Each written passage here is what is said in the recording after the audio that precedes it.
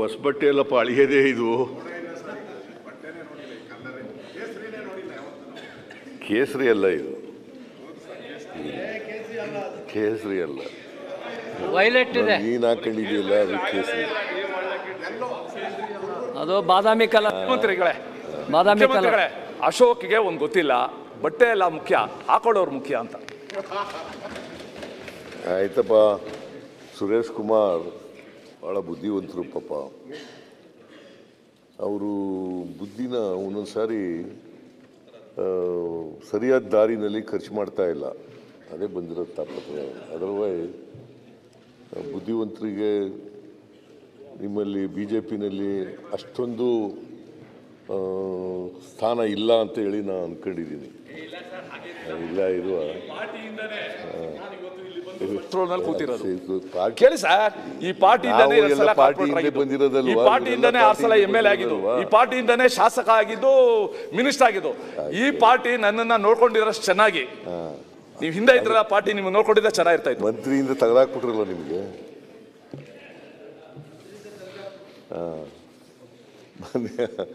ಸಭಾಧ್ಯಕ್ಷರೇ, ಈ 3/6/2025 IPL match ನಡೀತು. ಅದು ಇಲ್ಲಿ ಗುಜರಾತ್ನ ಅಹಮದಾಬಾದ್ನಲ್ಲಿ ನಡೀತು. Punjab versus RCB, royal Challengers Bangalore,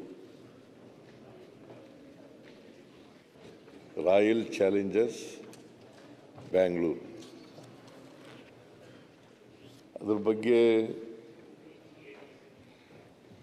ಮಾನ್ಯ ಅಶೋಕ್ ಅವರು, ಸುರೇಶ್ ಕುಮಾರ್ ಅವರು, ಕೃಷ್ಣಪ್ಪನವರು ಮತ್ತು ಇನ್ನೂ ಅನೇಕ ಮಾನ್ಯ ಸದಸ್ಯರುಗಳು ಒಂದು ನಿಲುವಳಿ ಸೂಚನೆಯನ್ನು ಮಂಡಿಸಿದರು. ಆ ನಿಲುವಳಿ ಸೂಚನೆಯನ್ನು ನೀವು ನಿಯಮ 69ಕ್ಕೆ ಪರಿವರ್ತನೆ ಮಾಡಿ ಅದ್ರ ಬಗ್ಗೆ ಚರ್ಚೆ ಮಾಡಿದ್ದಾರೆ. ಚರ್ಚೆಯಲ್ಲಿ ಅಶೋಕ್ ಅವರು ಭಾಳ ಸುದೀರ್ಘವಾಗಿ ಮಾತಾಡಿದ್ದಾರೆ. ಆ ಚೇರ್ ಪ್ರಭಾವ ಅಂತ ಹೇಳ್ತಾ ಇದ್ರು ನಿನ್ನೆ.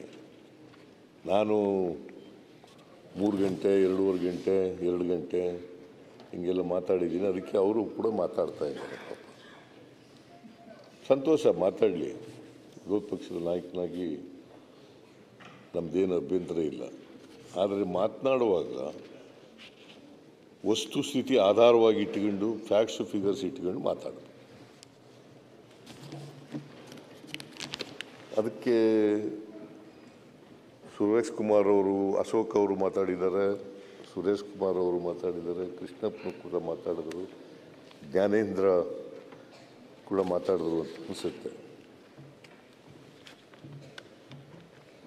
ಅದಕ್ಕೆ ನಿನ್ನೆ ಗೃಹ ಸಚಿವರು ಸಮರ್ಪಕವಾಗಿ ಉತ್ತರ ಕೊಟ್ಟಿದ್ದಾರೆ ಅಂತೇಳಿ ನಾನು ಅಂದ್ಕೊಂಡಿದ್ದೇನೆ. ನಾನು ಇರಲಿಲ್ಲ, ಅವರು ಏನು ಉತ್ತರ ಕೊಟ್ಟಿದ್ದಾರೆ. ಆದರೂ ಕೂಡ ಅವರ ಶಕ್ತಿ ನನಗೆ ಗೊತ್ತು, ಅವರ ಸಾಮರ್ಥ್ಯ ಗೊತ್ತಿದೆ. ಅದರಿಂದ ಅವರು ಭಾಳ ಸಮರ್ಪಕವಾಗಿ ಉತ್ತರವನ್ನು ಕೊಟ್ಟಿದ್ದಾರೆ.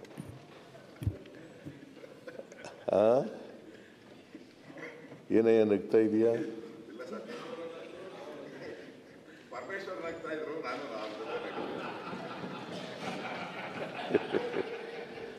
ನಗ್ತಾ ಇರಬೇಕು.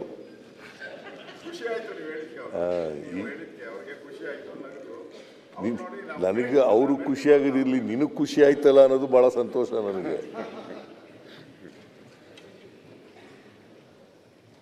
ಅವರು ಅನುಭವಿ ಇದ್ದಾರೆ.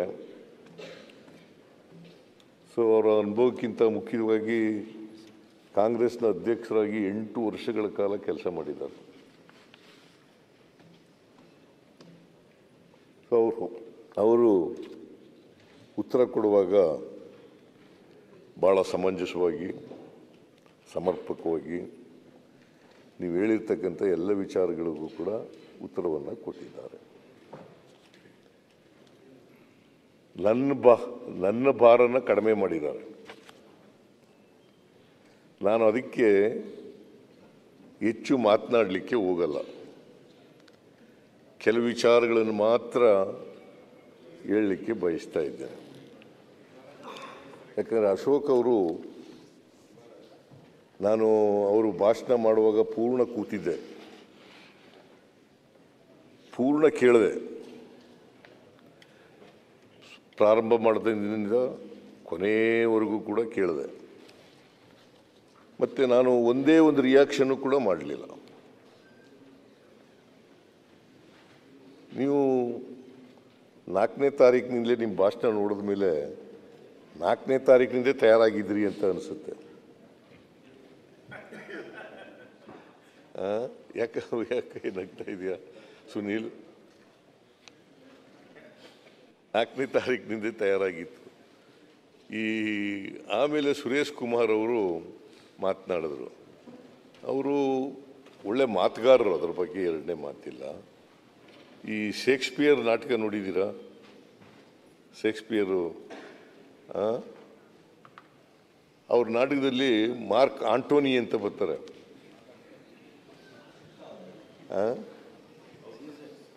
ಸೀಸರ್ ನಾಟಕದಲ್ಲಿ ಮಾರ್ಕ್ ಆಂಟೋನಿ ಅಂತ ಬರ್ತಾರೆ.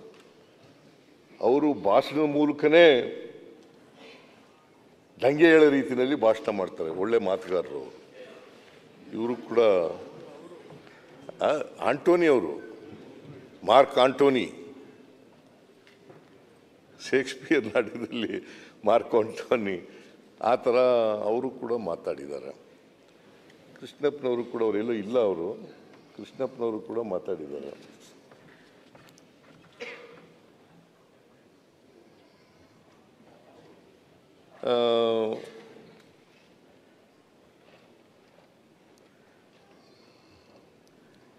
ಈ ಅಶೋಕ್ ಅವರು ಭಾಳ ವಿಚಾರಗಳನ್ನು ವೈರ್ಲೆಸ್ ಮೆಸೇಜ್ಗಳು ಅಂತೇಳಿ ಹೇಳಿದ್ರು. ಅವೆಲ್ಲವೂ ಕೂಡ ಬಹುಶಃ ಒಳ್ಳೆ ಎಲ್ಲಿ ಸಿಕ್ತೋ ಗೊತ್ತಿಲ್ಲ ನನಗೆ. ಕುನಾ ಅವರ ರಿಪೋರ್ಟು ಅಲ್ಲಿ ಅವ್ರ ಕ್ರಾನಲಾಜಿಕಲ್ ಆರ್ಡರ್ನಲ್ಲಿ ಮೆನ್ಷನ್ ಮಾಡಿದ್ದಾರೆ. ಅಲ್ಲಿಂದ ಬಹುಶಃ ಅವರು ತಗೊಂಡಿದ್ದಾರೆ ಅಂತೇಳಿ ನನಗೆ ಅನಿಸುತ್ತೆ. ಯಾಕಂದರೆ ನಾನು ಇವ್ರು ಹೇಳಿದ್ದು ಅಲ್ಲಿ ಕುನಾ ಅವರು ಹೇಳಿರ್ತಕ್ಕಂಥದ್ದು ಅದನ್ನು ಕಂಪೇರ್ ಮಾಡಿ ನೋಡಿದಾಗ ಒಂದೇ ರೀತಿ ಇತ್ತು. ಆಮೇಲೆ ಅಶೋಕ್ ಅವರು ಭಾಳ ಸ್ಪಷ್ಟವಾಗಿ, ನಿಮಗೆ ಹೃದಯ ಇದ್ದಿದ್ರೆ, ಮನುಷ್ಯತ್ವ ಇದ್ದಿದ್ರೆ ತಪ್ಪಾಯಿತು ಅಂತ ಹೇಳಬೇಕಾಗಿತ್ತು, ಕ್ಷಮೆ ಕೇಳಬೇಕಾಗಿತ್ತು ಅಂತ ಹೇಳಿದ್ದಾರೆ. ನಾನು ಅವತ್ತೇ ವಿಷಾದ ವ್ಯಕ್ತ ಮಾಡಿದ್ದೇನೆ. ಈ ಘಟನೆ ನಡಿಬಾರದಂಥ ಘಟನೆ ಆಗ್ಬಿಟ್ಟಿದೆ. ನನ್ನ ರಾಜಕೀಯ ಜೀವನದಲ್ಲಿ 42 ವರ್ಷಗಳು ಶಾಸಕನಾಗಿ ಈ ಮನೆಯಲ್ಲಿದ್ದೀನಿ. 42 ವರ್ಷಗಳಿಗೂ ಜಾಸ್ತಿ. ಜನವರಿ 83ರಲ್ಲಿ ನಾನು ಬಂದದ್ದು ಇಲ್ಲಿಗೆ.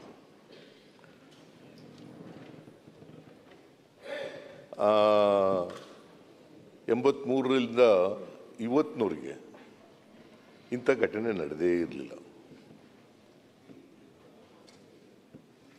ಇಂಥ ಕಹಿ ಘಟನೆ ಯಾವಾಗಲೂ ಕೂಡ ನಡೆದಿರಲಿಲ್ಲ.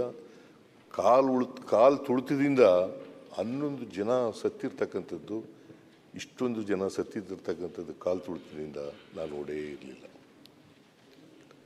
ಅದಕ್ಕೆ ದುಃಖ ಇದೆ.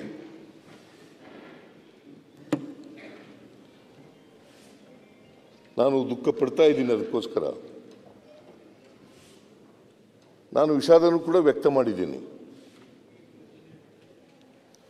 ಆದರೆ ಒಂದು ಮಾತನ್ನು ಅಶೋಕ್ ಅವರಿಗೆ ನಾನು ಕೇಳಲಿಕ್ಕೆ ಬಯಸ್ತೇನೆ. ಅಲ್ಲ ಸರ್, ನಾನು ನೋಡಿ ಪುನಃ ಆಯ್ತು ಕೂತಿದ್ದೀನಿ. ನನಗೆ ಸಪೋರ್ಟ್ ಏನು ಬೇಡ. ನಾವು ಹೊರಗಡೆ ನೀವು ಹೊರಗಡೆ ಸಿಕ್ಕಿದಾಗ ಮಾತಾಡೋಣ, ಆಮೇಲೆ ಮಾತಾಡೋಣ. ಯಾಕೆಂದರೆ ಇವರು ಈ ಒಂದು ಟ್ಯಾಕ್ಟಿಕ್ಸ್ ಕಲ್ತ್ಕೊಬಿಟ್ಟಿದ್ದಾರೆ. ಮಾತನಾಡುವಾಗ ಮಧ್ಯೆ ಎದ್ದೇಳೋದು, ಡೈವರ್ಟ್ ಮಾಡ್ಬೋಣ ಆತಗೆ ಅಂತ. ಬರ್ತೀನಿ ಅಂದ್ರೂ ನೀವು ಕೇಳಲ್ಲ ಅಂದ್ರೆ ಹೆಂಗೆ ಸರ್? ನೋಡಿ ಸುನೀಲ್, ನಿಮ್ಮಿಂದನೇ ಕಲ್ತ್ರು ಸರ್. ಕೂತ್ಕೊಳ್ಳಪ್ಪ ನೀನು. ಕೂತ್ಕೊಂಡು ನೀನು ಒಳ್ಳೆ ಫ್ರೆಂಡು, ನೀನು ಯಾಕೆ ಹಿಂಗೆ ಮಾಡ್ತೀಯ? ಮಾನ್ಯ ಅಧ್ಯಕ್ಷರೇ, ತಪ್ಪಾಯಿತು ಅಂತ ಹೇಳ್ಬೇಕಾಗಿತ್ತು, ಕ್ಷಮೆ ಕೇಳಬೇಕಾಗಿತ್ತು, ವಿಷಾದ ವ್ಯಕ್ತ ಮಾಡಬೇಕಾಗಿತ್ತು. ಅವರ ತಂದೆ ತಾಯಿಗಳಿಗೆ, ಮಕ್ಕಳಿಗೆ ಅವರು ಪಾಪ ಅದು ನೋವಿದೆ. ಆ ನೋವು ಕೂಡ ಈಗಲೂ ಕೂಡ ನಾನು ಡಿಸ್ಟರ್ಬ್ ಆಗಿದ್ದೀನಿ. ನಿಜ ಹೇಳಬೇಕು ಅಂತಂದರೆ, ಅವತ್ತು ಇಡೀ ದಿನ ಸಾಯಂಕಾಲ ನನಗೆ 5:30ಗೆ ಗೊತ್ತಾಯಿತು. 5:30ಗೆ ಗೊತ್ತಾಗ ಅವರಿಗೆ ಸತ್ತಿರ್ತಕ್ಕಂಥದ್ದು ಗೊತ್ತಿರಲಿಲ್ಲ ನನಗೆ. 5:30ಗೆ ಅದು ಒಂದು ಹೇಳಿದ್ದಾರೆ, ಸಿದ್ದರಾಮಯ್ಯನವರು ಜನಾರ್ದನ್ ಹೋಟ್ಲಿಗೆ ತಿಂಡಿ ತಿನ್ನಕ್ಕೆ ಹೋಗಿದ್ರು ಅಂತ ಅದನ್ನು ಕೂಡ ಹೇಳಿದ್ದಾರೆ. ನಿಜ, ಹೋಗಿದ್ದದ್ದು ನಿಜ. ಅದರಲ್ಲಿ ಡಿನೇ ಮಾಡ್ತಕ್ಕಂಥದ್ದಾಗಲಿ ಅಥವಾ ಸುಳ್ಳು ಹೇಳ್ತಕ್ಕಂಥದ್ದಾಗಲಿ ಪ್ರಯತ್ನ ಮಾಡಲ್ಲ. ನನ್ನ ಮೊಮ್ಮಗ ಅವನು ಹಿಂದಿನ ದಿನ ಲಂಡನ್ನಿಂದ ಬಂದಿದ್ದ. ಅವನ್ನೂ ಕರ್ಕೊಂಡು ಬಂದಿದ್ದೆ ಇಲ್ಲಿಗೆ. ಗ್ರ್ಯಾಂಡ್ ಸ್ಟೆಪ್ಸ್ ಮೇಲೆ ನಡೀತಲ್ಲ ಫಂಕ್ಷನ್ನು, ಆ ಫಂಕ್ಷನ್ಗೆ ಅವನ್ನೂ ಕರ್ಕೊಂಡ್ಬಂದಿದ್ದೆ. ಅವನು ದೋಸೆ ತಿನ್ನೋಣ ಅಂತ ಹೇಳಿದ, ಹೋಟ್ಲಿಗೆ ಕರ್ಕೊಂಡು ಹೋದೆ. ನನಗೆ 5:30ನಲ್ಲಿ ಪೊನ್ನಣ್ಣ ಹೇಳೋವ್ರಿಗೂ ಕೂಡ ಗೊತ್ತಿರಲಿಲ್ಲ. ಇದು ಸತ್ಯ. ನಂಬಿದ್ರೆ ನಂಬೋದು, ಬಿಟ್ಟರೆ ಬಿಡ್ಬೋದು. ಆದರೆ ಸತ್ಯ ಇದು. 5:30ಗೆ ನಾನೇ ಪೊನ್ನಣ್ಣ ಹೇಳಿದ ಮೇಲೆ ಕಮಿಷನರ್ ದಯಾನಂದ ಅವರಿಗೆ ಫೋನ್ ಮಾಡಿದೆ. ನಾನು ಹೋಟೆಲ್ನಿಂದಲೇ ಫೋನ್ ಮಾಡಿದೆ. ತಿಂಡಿ ತಿಂದ ಮೇಲೆ ಇದು ಗೊತ್ತಾದ್ದು.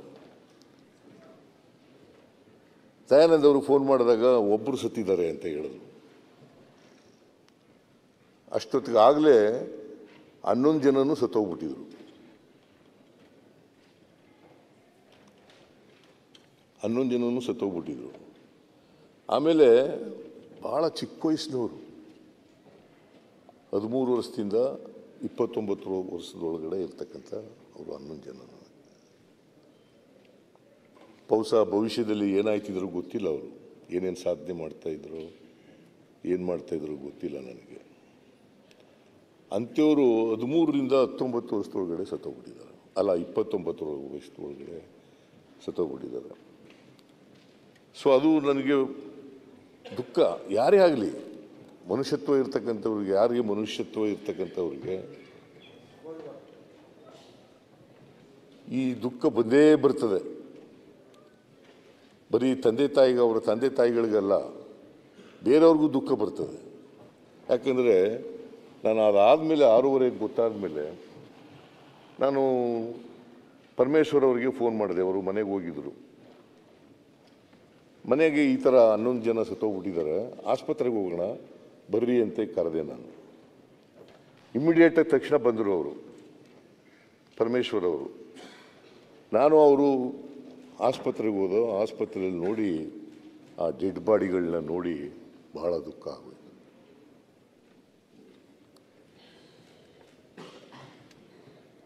ಅದು ನನಗೆ ಭಾಳ ಡಿಸ್ಟರ್ಬ್ ಮಾಡಿಬಿಡ್ತು. ಆಮೇಲೆ ಕೂಡಲೇ ನಾನು ಹೇಳಿದೆ, ಒಂದು ಈ ಘಟನೆ ನಡಿಬಾರ್ದಂಥ ಘಟನೆ ನಡೆದುಬಿಟ್ಟಿದೆ. 11 ಜನ ಅಮಾಯಕ ಯುವಕ ಯುವತಿಯರು ಸತ್ತೋಗಿದ್ದಾರೆ. ಇದಕ್ಕೆ ಒಂದು ತಕ್ಷಣವೇ ಎಂಕ್ವೈರಿ ಮಾಡಬೇಕು ಅಂತೇಳಿ ನಾನು ಬಂದ ತಕ್ಷಣ ಮ್ಯಾಜಿಸ್ಟ್ರಿಯಲ್ ಎಂಕ್ವೈರಿ ಮಾಡಿದೆ, ಆರ್ಡರ್ ಮಾಡಿದೆ. Magisterial enquiry. ಜಗದೀಶ್ ಅಂತ ಬೆಂಗಳೂರು ನಗರದ ಜಿಲ್ಲಾ ಅಧ್ಯಕ್ಷರು, ಜಿಲ್ಲಾಧಿಕಾರಿಗಳು, D C thank you for the correction.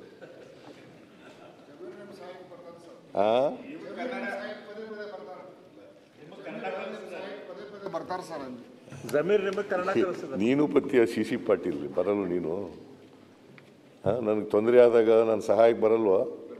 ಹಾಂ, ಮತ್ತೆ ಹಾಗೇನೆ ಅವರು ಬರ್ತಾರೆ ಪಾಪ. ಆಶ್ಚರ್ಯ ಜಮೀರ್ ಅವರು ಕನ್ನಡ ನಿಮಗೆ ಕಲಿಸ್ತಾ ಇದ್ದಾರೆ. ಆದ್ಮೇಲೆ ಭಾಳ ಜನಕ್ಕೆ ನಿನಗೆ ಕನ್ನಡ ಬರಲ್ಲ ಸರಿ ಹೇಗೆ ಜಮೀರಿಗೆ ಒಳ್ಳೆ ಕನ್ನಡ ಬರೀ ಅಂತಂದ್ರೆ ಹೆಂಗೆ ಹೇಳೋದು? ಈಗ ಕನ್ನಡ ನಾವೆಲ್ಲ ಮಾತೃಭಾಷೆ ಕನ್ನಡ ಅಲ್ವಾ? ನಿಮ್ಮ ಫಾದರು ಕನ್ನಡ ಕಾವಲು ಸಮಿತಿ ಅವರು ಹೋರಾಟ ಮಾಡಿದ್ರು. ಅವತ್ತು ಅದರಿಂದ ನಾವು ಅವ್ರ ಜೊತೆಲಿ ಆಗಿದ್ರು. ಆವಾಗಲೇ ನಿನಗಿನ್ನೂ ಹುಟ್ಟಿದೆಯನ್ನೋ ಗೊತ್ತಿಲ್ಲ ನನಗೆ. ಹುಟ್ಟಿದ್ಯಾ? ಸಣ್ಣ ಹುಡುಗ ಇರಬೇಕು ನೀನು ಆಗ. ಚಿಕ್ಕವನಿದ್ದೆ, ನಿಮ್ಗೆ ಗೊತ್ತಿಲ್ಲ. ಆಗ ಎಂಥ ಹೋರಾಟ ಅದು? ಗೋಕಾಕ್ ಚಳುವಳಿ. ಗೋಕಾಕ್ ಚಳುವಳಿನಲ್ಲಿ ನಿಮ್ಮ ಫಾದರು ನಾವು ಒಟ್ಟಿಗೆ ಗೋಕಾಕ್ ಚಳುವಳಿನಲ್ಲಿ ಭಾಗವಹಿಸಿದ್ದು. ನಿಮ್ಮ ಫಾದರ್ MLA ಆಗೋದಕ್ಕಿಂತ ಮುಂಚಿತವಾಗಿ. ಅದೇನೇ ಇರಲಿ, ಈಗ ಅರವಿಂದ್ ಬೆಲ್ಲದವರು ಹೇಳಿದ್ರಿಂದ ಈ ನಾನು ಸ್ವಲ್ಪ ಡೈವರ್ಟ್ ಮಾಡಬೇಕಾಗಿ ಬಂತು. ಮೊನ್ನೆ ಅಧ್ಯಕ್ಷರೇ,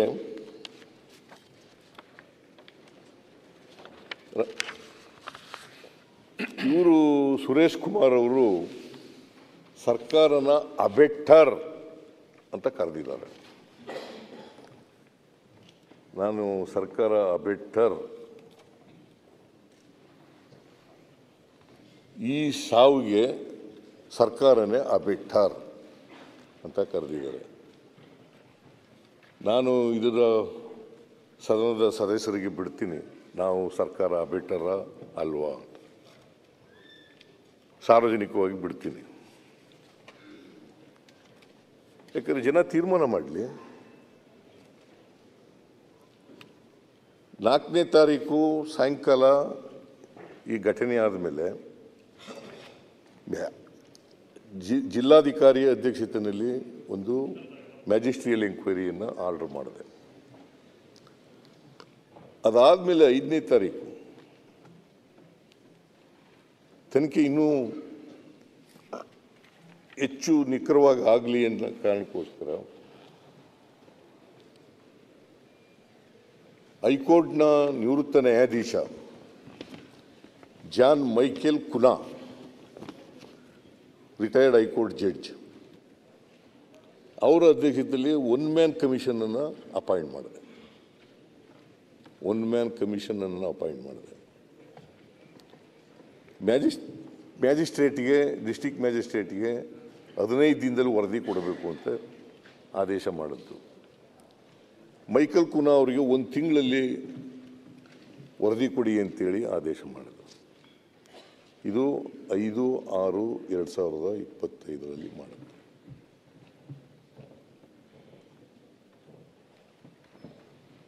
ಮೈಕೆಲ್ ಕುನಾ ಅವರು ಎಂಕ್ವೈರಿ ಮಾಡಿ ಸರ್ಕಾರಕ್ಕೆ 10/7/2025 ವರದಿ ಕೊಟ್ಟಿದ್ದಾರೆ. 10/7/25 ವರದಿ ಕೊಟ್ಟಿದ್ದಾರೆ. 11/7/25 DC ಅವರು ವರದಿ ಕೊಟ್ಟಿದ್ದಾರೆ.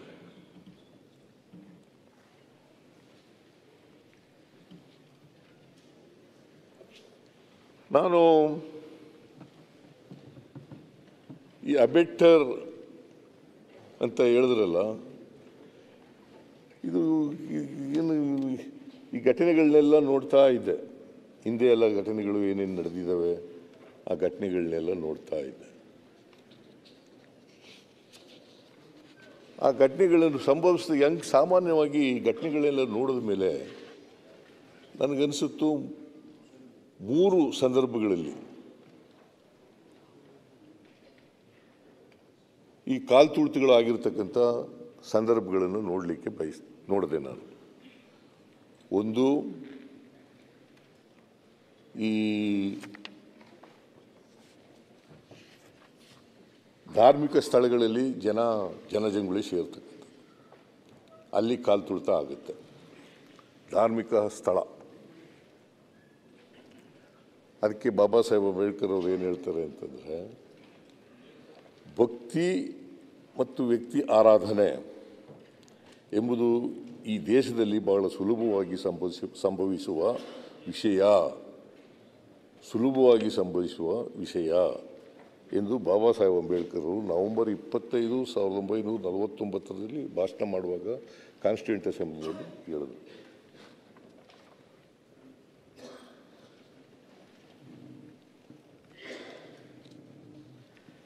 ಅದರಿಂದ ಧಾರ್ಮಿಕ ಸ್ಥಳದಲ್ಲಿ ಸೇರುವ ಜನ, ಭಕ್ತರು ಸೇರಿಬಿಡ್ತಾರೆ. ಭಾಳ ಸಾವಿರಾರು ಜನ, ಲಕ್ಷಾಂತರ ಜನ ಸೇರಿಬಿಡ್ತಾರೆ. ಅಂಥ ಸ್ಥಳಗಳಲ್ಲಿ ನಡೀತದೆ, ಕಾಲು ತುಳಿತ ಆಗುತ್ತೆ. ಕ್ರೀಡೆ ಅಥವಾ ಇನ್ಯಾವುದೇ ಸಂಭ್ರಮಾಚರಣೆ ಅಥವಾ ಶೋಕಾಚರಣೆ ಸಂದರ್ಭದಲ್ಲಿ ಮತ್ತು ಭಯದಿಂದ ಓಡೋಗ್ತಾರಲ್ಲ, ಭಯದಿಂದ ಓಡುವಾಗ ಕಾಲು ತುಳಿತಗಳಾಗ್ತವೆ. ನಾನು ಸಾಮಾನ್ಯವಾಗಿ 3 ಈ ಥರದ ಸಂದರ್ಭಗಳಲ್ಲಿ ಕಾಲು ತುಳಿತ ಆಗ್ತವೆ ಅಂತಕ್ಕಂಥದ್ದನ್ನು ನೋಡಿದ್ದೇನೆ. ಕಳೆದ 20 ವರ್ಷಗಳಲ್ಲಿ 10 ವರ್ಷಗಳಲ್ಲಿ 20 ಕಾಲು ತುಳಿತಗಳಾಗಿದ್ದಾವೆ. 10 ವರ್ಷಗಳಲ್ಲಿ 20 ಕಾಲು ತುಳಿತಗಳಾಗಿದ್ದಾವೆ. ನಾನು ಭಾಳ ಹಿಂದಿನಿಂದ ಹೋಗಲ್ಲ, 2008ರಿಂದ ಹೇಳಲಿಕ್ಕೆ ಬಯಸ್ತೇನೆ. 3/8/2008ರಲ್ಲಿ ನೈನಾದೇವಿ ದೇವಸ್ಥಾನ, ಬಿಲಾಸ್ಪುರ್, ಹಿಮಾಚಲ್ ಪ್ರದೇಶ್, 162 ಸಾವುಗಳಾಗ್ತವೆ ಕಾಲು ತುಳಿತದಿಂದ. ಆಗ ಅಧಿಕಾರದಲ್ಲಿದ್ದವರು BJPಯವರು. ಪ್ರೇಮ್ ಕುಮಾರ್ ಧುಮಾಲ್ ಅಂತಕ್ಕಂಥವರು ಚೀಫ್ ಮಿನಿಸ್ಟರ್, ಅವರು BJP ಚೀಫ್ ಮಿನಿಸ್ಟರ್.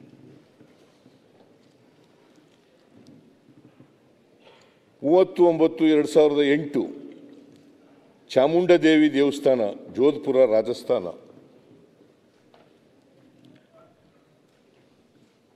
ಅಲ್ಲಿ ಸುಮಾರು 250 ಜನ ಸಾಯ್ತಾರೆ. 250 ಜನ ಕಾಲು ತುಳಿತದಿಂದ 250 ಜನ ಸಾಯ್ತಾರೆ. ಆಗ BJP ಅಲ್ಲಿದ್ದದ್ದು, ಅಧಿಕಾರದಲ್ಲಿದ್ದದ್ದು BJP ಪಾರ್ಟಿ. ಆಗ ಚೀಫ್ ಮಿನಿಸ್ಟರ್ ಆಗಿದ್ದವರು ವಸುಂಧರಾ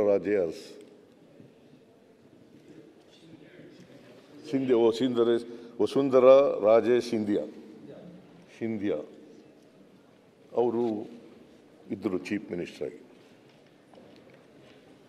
ಆಮೇಲೆ 8/11/2011ರಲ್ಲಿ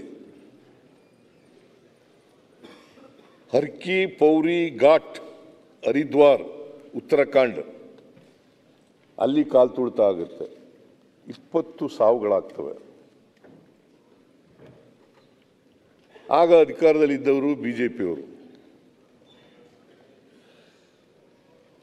BC ಖಂಡೂರಿ ಅಂತಕ್ಕಂಥವರು ಚೀಫ್ ಮಿನಿಸ್ಟರ್. 19/11/2012 ಅದಾಲತ್ ಘಾಟ್, ಪಾಟ್ನಾ, 20 ಸಾವಾಗ್ತವೆ ಕಾಲು ತುಳಿತದಿಂದ. BJP JDU ಸಮ್ಮಿಶ್ರ ಸರ್ಕಾರ ಇರ್ತದೆ. ಮುಖ್ಯಮಂತ್ರಿ ನಿತೀಶ್ ಕುಮಾರ್.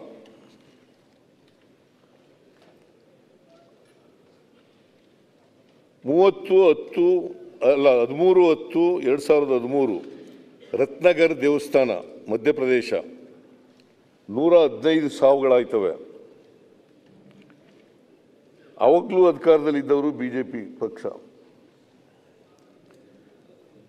ಆಗ ಮುಖ್ಯಮಂತ್ರಿ ಆಗಿದ್ದವರು ಯೋಗಿ ಆದಿತ್ಯನಾಥ ಅವರು.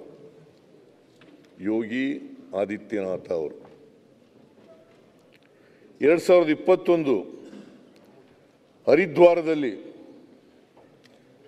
ಉತ್ತರಾಖಂಡ್ 6 ಸಾವು ಆಯ್ತವೆ. ಆಗ ಬಿಜೆಪಿ ಅಧಿಕಾರದಲ್ಲಿತ್ತು. ಪುಷ್ಕರ್ ಸಿಂಗ್ ಧಾಮಿ ಅನ್ನೋರು ಮುಖ್ಯಮಂತ್ರಿ ಆಗಿದ್ದರು. 30/3/2023 ಬಾಲೇಶ್ವರ ಮಧ್ಯಪ್ರದೇಶ 36 ಸಾವು. ಬಿಜೆಪಿ ಅಧಿಕಾರದಲ್ಲಿತ್ತು. ಶಿವರಾಜ್ ಸಿಂಗ್ ಚೌಹಾಣ್ ಅವರು ಮುಖ್ಯಮಂತ್ರಿಗಳು. ಹತ್ರಾಸ್ ಉತ್ತರ ಪ್ರದೇಶ ಸುಮಾರು 121 ಸಾವುಗಳಾಯ್ತವೆ ಕಾಲು ತುಳಿತದಿಂದ. ಆಗ ಮುಖ್ಯಮಂತ್ರಿ ಆಗಿದ್ದವರು ಯೋಗಿ ಆದಿತ್ಯನಾಥ್ ಬಿಜೆಪಿಯವರು.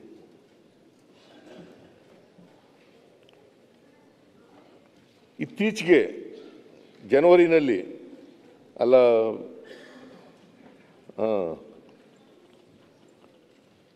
ಜನವರಿನಲ್ಲಿ 29/1/2025 ಪ್ರಯಾಗರಾಜ್ ಉತ್ತರ ಪ್ರದೇಶ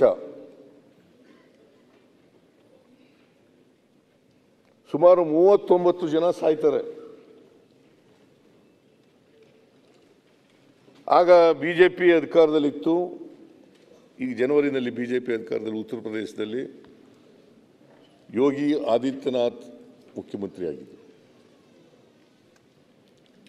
ಡೆಲ್ಲಿ ರೈಲ್ವೆ ಸ್ಟೇಷನ್ 15/2/2025 18 ಸಾವಾಯ್ತವೆ. ಬಿಜೆಪಿ ಅಧಿಕಾರದಲ್ಲಿ ಇರ್ತವೆ. ರೇಖಾ ಗುಪ್ತಾ ಅನ್ನೋರು ಶ್ರೀಮತಿ ರೇಖಾ ಗುಪ್ತಾ ಅವರು ಚೀಫ್ ಮಿನಿಸ್ಟರು. 3/5/2025 ಲಾಯ್ರಿ ದೇವಿ ದೇವಸ್ಥಾನ ಗೋವಾ 6 ಜನ ಸತ್ತೋಗ್ತಾರೆ ಕಾಲು ತುಳಿತದಲ್ಲಿ. ಬಿಜೆಪಿ ಅಧಿಕಾರದಲ್ಲಿತ್ತು. ಪ್ರಮೋದ್ ಸಾವಂತ್ ಅವರು ಗೋವಾದ ಮುಖ್ಯಮಂತ್ರಿ. 9/6/2025 ಮುಂಬೈ ರೈಲ್ವೆ ಸ್ಟೇಷನ್ 4 ಸಾವು. BJP Devendra Fadnavis Maharashtra chief minister. 27/7/2025 Haridwar Uttarakhand 6 ಸಾವು. ಬಿಜೆಪಿ ಪುಷ್ಕರ್ ಸಿಂಗ್ ಧಾಮಿ ಮುಖ್ಯಮಂತ್ರಿ. ಆಮೇಲೆ ಮಾನ್ಯ ಅಧ್ಯಕ್ಷರೇ, ಗುಜರಾತ್ನಲ್ಲಿ 2022 ಮತ್ತು 25ರಲ್ಲಿ 2022 ಮತ್ತು 2025 ಸೇತುವೆಗಳು ಕುಸಿದು ಬಿದ್ದೋಗ್ಬಿಡ್ತವೆ. ಜನ ಭಯದಿಂದ ಓಡ್ತಾರೆ. ಆಗ 100 ಜನ ಸತ್ತೋಗ್ತಾರೆ.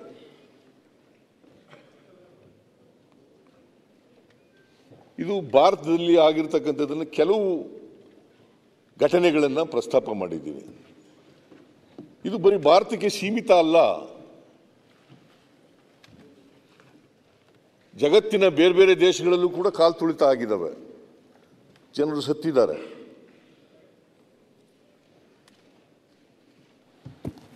ಜಗತ್ತಿನ ಬೇರೆ ಬೇರೆ ದೇಶಗಳಲ್ಲೂ ಕೂಡ ಕಾಲು ತುಳಿತ ಆಗಿದ್ದಾವೆ.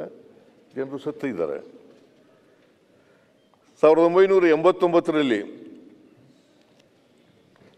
ಇಂಗ್ಲೆಂಡ್ನ ಶೆಫೀಲ್ಡ್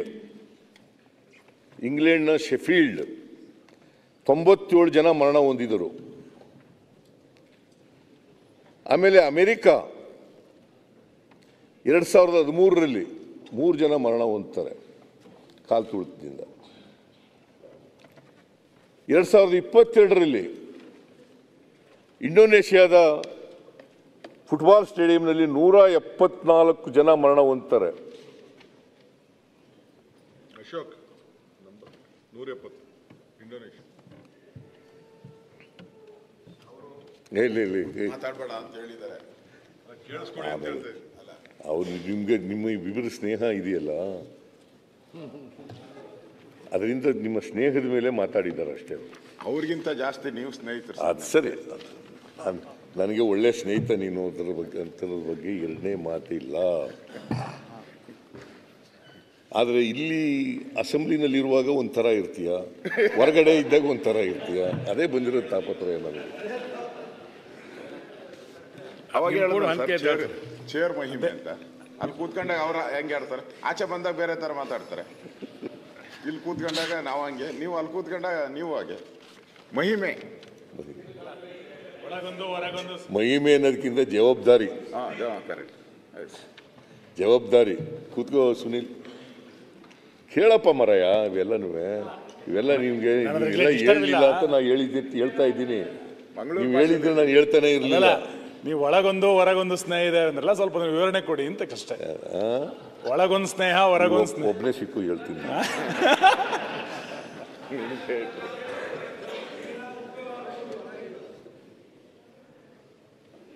ಮಾನ್ಯ ಅಧ್ಯಕ್ಷರೇ,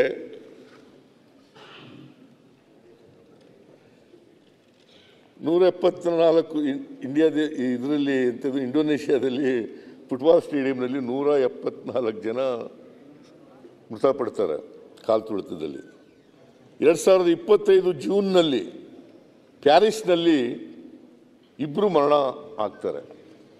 ಪ್ಯಾರಿಸ್ನಲ್ಲಿ, ಫ್ರಾನ್ಸ್ ದೇಶ, ಪ್ಯಾರಿಸ್ನಲ್ಲಿ ಆಗ್ತಾರೆ. ನಾನು ಯಾಕೆ ಈ ಮಾತುಗಳನ್ನು ಪ್ರಸ್ತಾಪ ಮಾಡ್ತಾ ಇದ್ದೀನಿ ಅಂತಂದರೆ, ಕಾಲು ತುಳಿತ ಬಹಳ ವರ್ಷಗಳಿಂದ ನಡ್ಕೊಂಡು ಬಂದಿದೆ.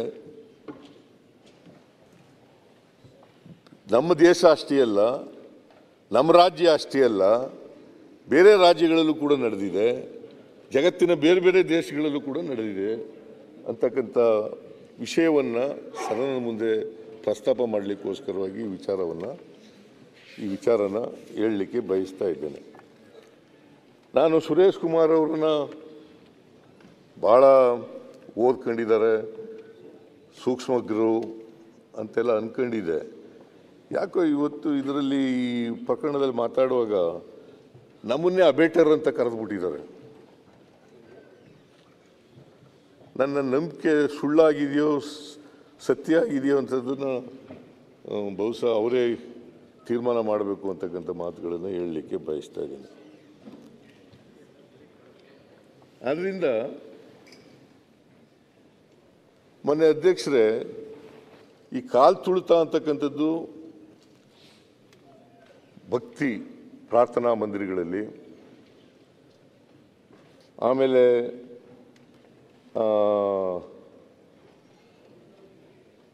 ಕ್ರೀಡೆಗಳಲ್ಲಿ, ಶೋಕ ಆಚರಣೆ ಮಾಡ್ತಕ್ಕಂಥದ್ರಲ್ಲಿ, ಸಂಭ್ರಮಾಚರಣೆ ಮಾಡ್ತಕ್ಕಂಥದ್ರಲ್ಲಿ, ಜನ ಭಯದಿಂದ ಜೀವ ಉಳಿಸ್ಕೊಳ್ಳಿಕ್ಕೋಸ್ಕರ ಓಡುವಾಗ ಇಂಥ ಸಂದರ್ಭಗಳಲ್ಲೆಲ್ಲ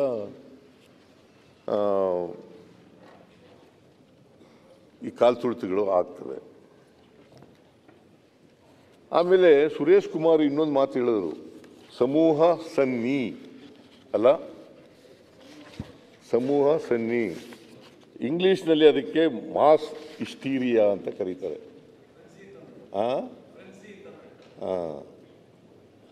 ನಾನು ತಿಳ್ಕೊಂಡಿರೋದು ಮಾಸ್ ಹಿಸ್ಟೀರಿಯಾ ಅಂತ. ಎರಡು ಒಂದೇ ಅಲ್ವಾ? ನನಗಿಂತ ಸ್ವಲ್ಪ ಇಂಗ್ಲೀಷ್ನಲ್ಲಿ ಚೆನ್ನಾಗಿ ಗೊತ್ತಿದೆ ಅವರಿಗೆ. Mass hysteria. ಯಾಕೆ ಮಾಸ್ ಹಿಸ್ಟೀರಿಯಾ ಆಗ್ತದೆ? ಇದು ತಪ್ಪಿಸ್ಲಿಕ್ಕೆ ಸಾಧ್ಯನಾ?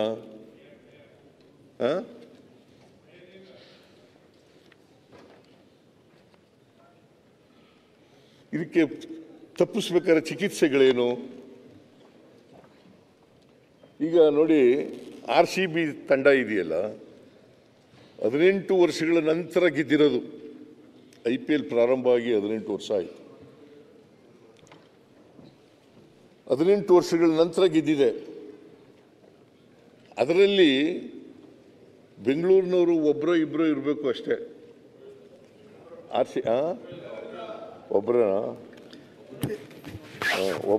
ಒಬ್ಬರಿದ್ದರು. ಅವ್ರು ಯಾರವರು? ರಣಜಿ ಟ್ರೋಫಿ ಅಧ್ಯಕ್ಷರಾಗಿ ಕ್ಯಾಪ್ಟನ್ ಆಗಿದ್ರಲ್ಲ, ಗೊತ್ತಿಲ್ವಾ? ನಿಂಗೇನು ಗೊತ್ತಿಲ್ಲ, ಕ್ರಿಕೆಟ್ ಗೊತ್ತಿಲ್ಲ ಚಿನ್ನರಪ್ಪ.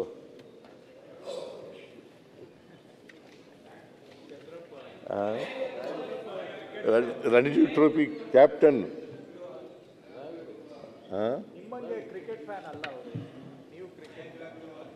ಕ್ರಿಕೆಟ್ ಫಾಲೋಯರ್ ನಾನು ಅಷ್ಟೇ, ಫ್ಯಾನ್ ಅಲ್ಲ. ನನಗೆ ಕ್ರಿಕೆಟ್ ಫ್ಯಾನ್ ಆಗಿಬಿಟ್ರೆ ಏನಾಗ್ಬಿಡ್ತದೆ, ಕ್ರಿಕೆಟ್ ಫ್ಯಾನ್ ಅಷ್ಟೇ. No no no cricket fan ಅಲ್ಲ, ಕ್ರಿಕೆಟ್ ಫಾಲೋಯರ್. ನಾನು ಕ್ರಿಕೆಟ್ ಆಡಿಲ್ಲ ಯಾವತ್ತೂ. ನಿಜ ಹೇಳಬೇಕು ಅಂದರೆ ಹೈಸ್ಕೂಲ್ನಲ್ಲಿ ಇರುವಾಗ ಗಲಾಟೆ ಮಾಡಿ ಒಂದೊಂದು ಸಾರಿ ಬ್ಯಾಟ್ ಔಟ್ ಆಗಿಬಿಡುವೆ, ಅದರಿಂದ ಆಡೋದೇ ಬಿಟ್ಬಿಟ್ಟೆ. ನಾನು ಕಬಡ್ಡಿ ಆಡ್ತಿದ್ದೆ, ಕಬಡ್ಡಿ ಪ್ಲೇಯರ್. ಒಂದು ಸಾರಿ ಆ ಕಾಲು ನೋವು ಇಲ್ಲ, ಶಾಸಕರ ದಿನಾಚರಣೆ ದಿನ ಕಬಡ್ಡಿ ಆಡಕ್ಕೆ ಹೋಗಿ ಆ ವಿಶ್ವನಾಥ ನಾನು ಹಿಡಿಯಕ್ಕೆ ಬಂದ್ಬಿಟ್ಟು ನನ್ನ ಮೇಲೆ ಬಿದ್ದುಬಿಟ್ಟ. ಅವನು ಒಳ್ಳೆ ದಡುತಿ ಮನುಷ್ಯ, ಬಿದ್ದಲ್ಲ ಸರ್. ಸಕಲೇಶ್ವರ ವಿಶ್ವನಾಥ್ ಸರ್, ಸಕಲೇಶ್ವರ.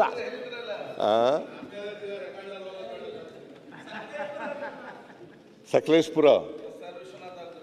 ಈ ವಿಶ್ವನಾಥ ಅಲ್ಲಪ್ಪ, ನೀ ವಿಶ್ವನಾಥ ಅಲ್ಲ. ವಿಶ್ವನಾಥ್ ಅಂತೇಳಿ ಸಕಲೇಶ್ಪುರದವ್ರು ಇದ್ರು 2008ಕ್ಕಿಂತ ಮುಂಚಿತವಾಗಿ. ಆಗ MLA ಆಗಿದ್ರ ನೀವು? ಇಲ್ಲ.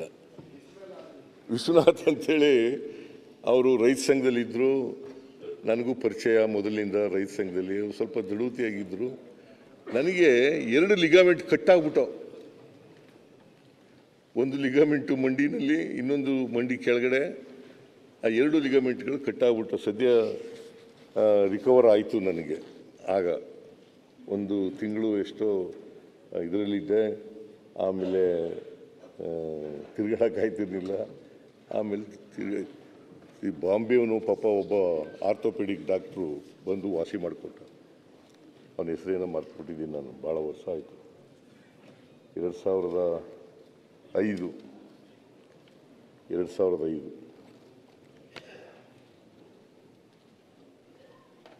ಆಗ ನನ್ನನ್ನು JDSನಿಂದ ಎಕ್ಸ್ಪೆಲ್ ಮಾಡಿಬಿಟ್ಟಿದ್ರು ಆ ವರ್ಷ.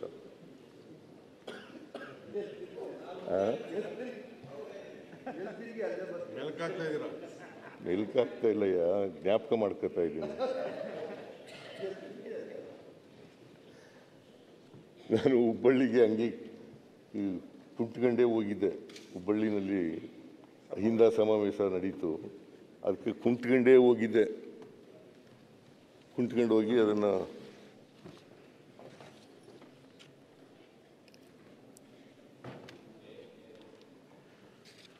ದೇವದತ್ ಪಡಿಕಲ್ಲ, ದೇವದತ್ ಪಡಿಕಲ್ ಅವರೊಬ್ಬರು ಆಡಿದರು. ಇನ್ನೊಬ್ಬರು ಆಡಿದ್ರಪ್ಪ, ಯಾರೋ ಒಬ್ಬರು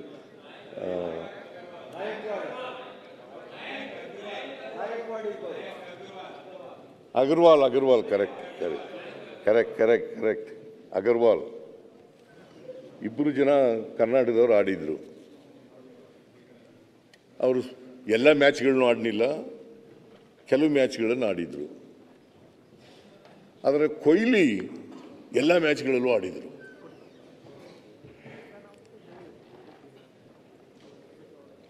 ನಾನು ಕೆಲವು ಮ್ಯಾಚ್ಗಳನ್ನ ನೋಡಿದ್ದೆ, ಕ್ರಿಕೆಟ್ ಸ್ಟೇಡಿಯಂಗೂ ಹೋಗಿ ನೋಡಿದ್ದೆ. ಬೆಂಗಳೂರಿನಲ್ಲಿ ಮ್ಯಾಚ್ಗಳು ನಡೆದಾಗ ಕ್ರಿಕೆಟ್ ಸ್ಟೇಡಿಯಂನಲ್ಲೂ ಕೂಡ ಹೋಗಿ ನೋಡಿದ್ದೆ.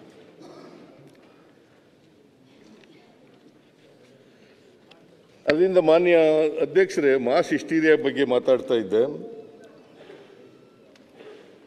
ಈ 18 ವರ್ಷದ ಮೇಲೆ RCB ಗೆಲ್ತು. ಇವ್ರು ಏನು ತಿಳ್ಕೊಬಿಟ್ರು, ಇಂಡಿಯಾ ದೇಶದ ಕರ್ನಾಟಕದ ಆಟಗಾರರು ಇಲ್ಲೇ ಹೋದರೂ ಕೂಡ, ಕಡಿಮೆ ಇದ್ದರೂ ಕೂಡ RCB ನಮ್ಮ ರಾಜ್ಯದ್ದೇ ಅನ್ನೋ ಥರ ತಿಳ್ಕೊಬಿಟ್ಟಿದ್ದಾರೆ. ಇದೇ ಸಮೂಹ ಸನ್ನಿ ಅಂತಕ್ಕಂಥದ್ದು ನಮ್ಮ ರಾಜ್ಯದ್ದೇ. ಈಗ ಕೊಹ್ಲಿ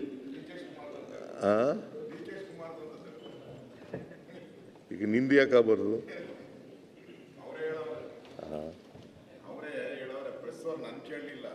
ಅವ್ರು ಕೇಳಿದ್ರು DK ಶಿವಕುಮಾರ್ ಅವ್ರನ್ನ, ನಿಮ್ದೇ ಅಂತ. ಇಲ್ಲಪ್ಪ, ನಾನು RC ರಾಯಲ್ ಚಾಲೆಂಜ್ ವಿಸ್ಕಿನೇ ಕುಡ್ದಿಲ್ಲ ನಾನು ಅಂತ ಹೇಳಿದ್ರು. Bengaluru city in charge minister, Bengaluru ಅಭಿವೃದ್ಧಿ ಮಂತ್ರಿ. ಅದಕ್ಕೆ ಹೇಳಿರ್ಬೇಕು, RCB ನೀನು ಹೊರಗಡೆ ಅದೇ ಹೇಳ್ತೀಯ, ಇಲ್ಲಿ ಹೇಳೋದಿಲ್ಲ ಅಷ್ಟೇ. ನಂದೇ ಅಂತಾನೆ. ಯಾಕಂತಂದರೆ ಈ ಟ್ರೋಫಿ ಗೆದ್ದ ಮೇಲೆ ಏನಾಗೋಯ್ತು, ಜನಗಳಿಗೆ ನಮ್ಮ ಟೀಮಿಗೆ ಗೆದ್ದುಬಿಡ್ತು, ಕರ್ನಾಟಕನೇ ಗೆದ್ದುಬಿಡ್ತು ಅನ್ನೋ ಥರ ಭಾವನೆ ಬಂದ್ಬಿಡ್ತು. ಕರ್ನಾಟಕನೇ ಗೆದ್ದುಬಿಡ್ತು, ನಮ್ಮ ಟೀಮೇ ಗೆದ್ದುಬಿಡ್ತು, RCB ನಮ್ಮ ಟೀಮು ಅಂತಕ್ಕಂಥ ಭಾವನೆ ಇತ್ತಲ್ಲ, ಆ ಸಮೂಹ ಸನ್ನಿ ಇದೆಯಲ್ಲ. ಆಮೇಲೆ ಈ RCB ಇದೆಯಲ್ಲ, ಜಗತ್ತಿನಲ್ಲಿ ಹೆಚ್ಚು ಅಭಿಮಾನಿಗಳನ್ನು ಹೊಂದಿರತಕ್ಕಂಥ ಟೀಮು ಇದು. ನಿಮಗೂ ಕ್ರಿಕೆಟ್ ಬಗ್ಗೆ ಸ್ವಲ್ಪ ಆಸಕ್ತಿ ಇದೆಯಲ್ಲ? Cricket player. ನಾನು ಕ್ರಿಕೆಟ್ ಪ್ಲೇಯರ್ ಅಲ್ಲ, ಕ್ರಿಕೆಟ್ ಫಾಲೋಯರು ಅಷ್ಟೇ. ಒಂದೊಂದು ಸಾರಿ ಮಾನ್ಯ ಅಧ್ಯಕ್ಷರೇ, ನಮ್ಮ ಮನಸ್ಸಿನಲ್ಲಿ ಏನೇ ಇದ್ದರೂ ಕೂಡ, ಈಗ ಯಾಕೆಂದರೆ ನಾನು ಇಲ್ಲಿ ನಮ್ಮ ಗೋವಿಂದರಾಜು ಪೊಲಿಟಿಕಲ್ ಸೆಕ್ರೆಟರಿ ಆಗಿದ್ದರಲ್ಲ, ಅವ್ರಿಗೆ ಹೇಳಿದೆ, ಬೆಳಿಗ್ಗೆ ಫೋನ್ ಮಾಡಿದ್ರು ಅವರು 4ನೇ ತಾರೀಕು ನನಗೆ, ಈ ಥರ RCB ಗೆದ್ದಿದೆ, ನಾವು ವಿಜಯೋತ್ಸವ ಆಚರಣೆ ಮಾಡ್ತಾರೆ KSCA-ನವರು, ನೀವು ಬರಬೇಕು ಅದಕ್ಕೆ ಅಂತ. ಓ ಬಿಡಪ್ಪ, ನಮ್ಮ ಟೀಮೇ ಎಲ್ಲ ಅವರು, ನಮ್ಮ ಕರ್ನಾಟಕದವರೇ ಅಲ್ಲ ಅಂತ ಹೇಳಿದೆ ನಾನು ಮೊದಲಿಗೆ ಫೋನ್ ಮಾಡಿದಾಗ. ಯಾಕಂತಂದರೆ ಅವರು ಈ ಫೈನಲ್ ಮ್ಯಾಚ್ನೆಲ್ಲ ಆಡಿದ್ರಲ್ಲ, ಅವ್ರು ಕರ್ನಾಟಕದವರು ಒಬ್ಬರೂ ಇರಲಿಲ್ಲ. ಫೈನಲ್ ಮ್ಯಾಚ್ ಆಡುವಾಗ ಒಬ್ಬರೂ ಇರಲಿಲ್ಲ, ಯಾರೂ ಇರಲಿಲ್ಲ, ನನಗೆ ಗೊತ್ತಿರೋ ಮಟ್ಟಿಗೆ ಯಾರೂ ಇಲ್ಲ. ಏನಾದ್ರು ಇದ್ದರೆ, ನಿಮ್ಗೆ ಏನಾದ್ರು ಇನ್ಫಾರ್ಮೇಷನ್ ಇದ್ದರೆ ಸ್ವಲ್ಪ, ನನಗೆ ಗೊತ್ತಿರೋ ಮಟ್ಟಿಗೆ ಯಾರೂ ಇರಲಿಲ್ಲ. ಅದಕ್ಕೋಸ್ಕರ ಹೇಳಿದೆ ನಾನು, ಬಿಡಪ್ಪ ಆಗೋದಿಲ್ಲ ಅಂತ ಹೇಳಿದೆ. ಆಮೇಲೆ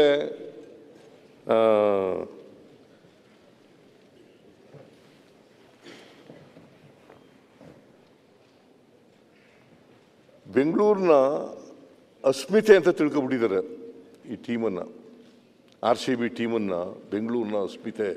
ಅದಕ್ಕೇ 3ನೇ ತಾರೀಕು ರಾತ್ರಿ ಮ್ಯಾಚ್ ನಡೆದದ್ದು, ಜೂನ್ ತಿಂಗಳು 3ನೇ ತಾರೀಕು ರಾತ್ರಿ ಮ್ಯಾಚ್ ನಡೆದದ್ದು. ರಾತ್ರಿ ಎಲ್ಲ ಜನ ಸಂಭ್ರಮಾಚರಣೆ ಮಾಡಿದ್ದಾರೆ. ಇದು ಸಮೂಹ ಸನ್ನಿ ಮಾಸ್ ಹಿಸ್ಟೀರಿಯಾ. ಇದನ್ನು ನಾವು ಎಷ್ಟೇ ವಿರೋಧ ಮಾಡಿದ್ರೂ ಕೂಡ ಜನ ಆಶೋತ್ತರಗಳಿದ್ದಾವಲ್ಲ, ಜನರ ಆಶೋತ್ತರಗಳು ಒಂದೊಂದು ಸಾರಿ ಸರ್ಕಾರನೂ ಕೂಡ ಮಣಿಬೇಕಾಗ್ತದೆ. ನಾವು ಪ್ರಜಾಪ್ರಭುತ್ವದ ನಂಬಿಕೆ ಇಟ್ಕೊಂಡಿರ್ತಕ್ಕಂಥವ್ರು, ಈ ಆಶೋತ್ತರಗಳಿದ್ದಾವಲ್ಲ, ಜನರ ಆಶೋತ್ತರಗಳು, ಒಂದೊಂದು ಸಾರಿ ಆಶೋತ್ತರಗಳಿಗೆ ಅವು ಮುಖ್ಯವಾಗ್ತವೆ ಹೊರತು, ಮತ್ತು ಇದು ಪ್ರಜಾಪ್ರಭುತ್ವದ ಲಕ್ಷಣ. ಜನರ ಆಶೋತ್ತರಗಳಿದಾವಲ್ಲ, ಬಹುಸಂಖ್ಯಾತ ಜನ ಏನು ವಿಚಾರ ಮಾಡ್ತಾರೆ, ಏನು ಇಷ್ಟಪಡ್ತಾರೆ, ಅವರ ಆಶೋತ್ತರಗಳೇನಿರ್ತವೆ, ಇದು ಭಾಳ ಮುಖ್ಯ ಆಗ್ತದೆ. ಇದಾದಮೇಲೆ ಅಶೋಕ್ ಅವರು ಒಂದು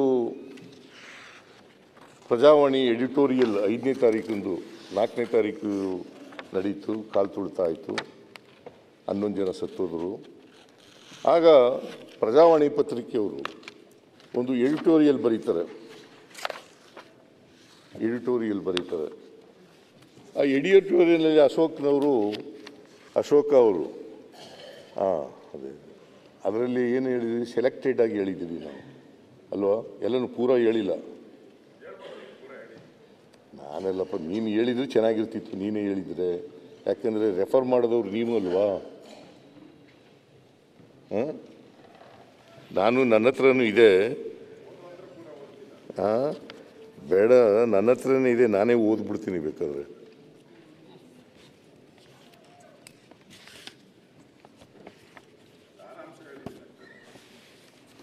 ಸಾರಾಂಶನೂ ಪೂರ ಹೇಳಲಿಲ್ಲ. ಇಲ್ಲಿದೆ ಬಿಡಪ್ಪ, ತಗೋ.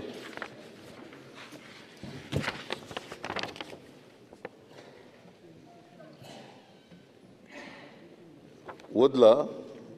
ನೀ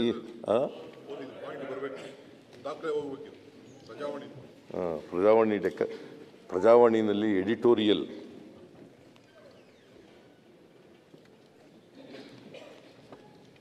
ಇಂಡಿಯನ್ ಪ್ರೀಮಿಯರ್ ಲೀಗ್ ಕ್ರಿಕೆಟ್ನ 18ನೇ ಆವೃತ್ತಿಯ ಫೈನಲ್ನಲ್ಲಿ ಗೆಲುವು ಕಂಡ ರಾಯಲ್ ಚಾಲೆಂಜರ್ಸ್ ಬೆಂಗಳೂರು ತಂಡವನ್ನು ಸನ್ಮಾನಿಸುವ ಸಂಭ್ರಮಾಚರಣೆಯ ಕಾರ್ಯಕ್ರಮವು ಸೂತಕವಾಗಿ ಪರಿವರ್ತನೆಯಾಗಿದ್ದು ದುರದೃಷ್ಟಕರ. ಬೆಂಗಳೂರಿನ ವಿಧಾನಸೌಧದ ಮೆಟ್ಟಿಲುಗಳ ಮೇಲೆ ಮತ್ತು ಚಿನ್ನಸ್ವಾಮಿ ಕ್ರೀಡಾಂಗಣದಲ್ಲಿ ಸನ್ಮಾನ ಕಾರ್ಯಕ್ರಮವನ್ನು ಆಯೋಜಿಸಲಾಗಿತ್ತು. ಅಭಿಮಾನಿಗಳು ಎಲ್ಲ ದಿಕ್ಕುಗಳಿಂದಲೂ ಈ ಎರಡು ಸ್ಥಳಗಳತ್ತ ನುಗ್ಗಿದರು. ಇಡೀ ಪ್ರದೇಶವು ಜನಸಾಗರವಾಗಿ ಪರಿವರ್ತನೆಯಾಗಿತ್ತು. ವಿಧಾನಸೌಧ ಮತ್ತು ಚಿನ್ನಸ್ವಾಮಿ ಕ್ರೀಡಾಂಗಣದ ಸುತ್ತಲಿನ ಹಲವು ರಸ್ತೆಗಳನ್ನು ಮುಚ್ಚಲಾಗಿತ್ತು. ಸಂಚಾರಕ್ಕೆ ಮುಕ್ತವಾಗಿದ್ದ ರಸ್ತೆಗಳಲ್ಲಿ ವಾಹನಗಳ ದಟ್ಟಣೆಯಿಂದಾಗಿ ಸಂಚಾರ ಅಕ್ಷರಶಃ ಸ್ಥಗಿತವಾಗಿತ್ತು. ಲಕ್ಷಾಂತರ ಜನರು ಸೇರಿದ್ದರಿಂದಾಗಿ ಉಂಟಾದ ನೂಕುನುಗ್ಗಲಿನಲ್ಲಿ 11 ಮಂದಿ ಮೃತಪಟ್ಟಿದ್ದಾರೆ. ಉಸಿರುಗಟ್ಟಿ ಕೆಲವರು ಸತ್ತಿದ್ದರೆ, ಕೆಲವರು ಕಾಲ್ತುಳಿತಕ್ಕೆ ಸಿಲುಕಿ ಸಕ್ಕಿದ್ದಾರೆ. 30ಕ್ಕೂ ಹೆಚ್ಚು ಮಂದಿ ಗಾಯಗೊಂಡಿದ್ದಾರೆ. ಆಕ್ಚುಲಿ 71 ಜನ ಗಾಯಗೊಂಡಿರೋರು, 30 ಜನ ಅಲ್ಲ, 71 ಜನ.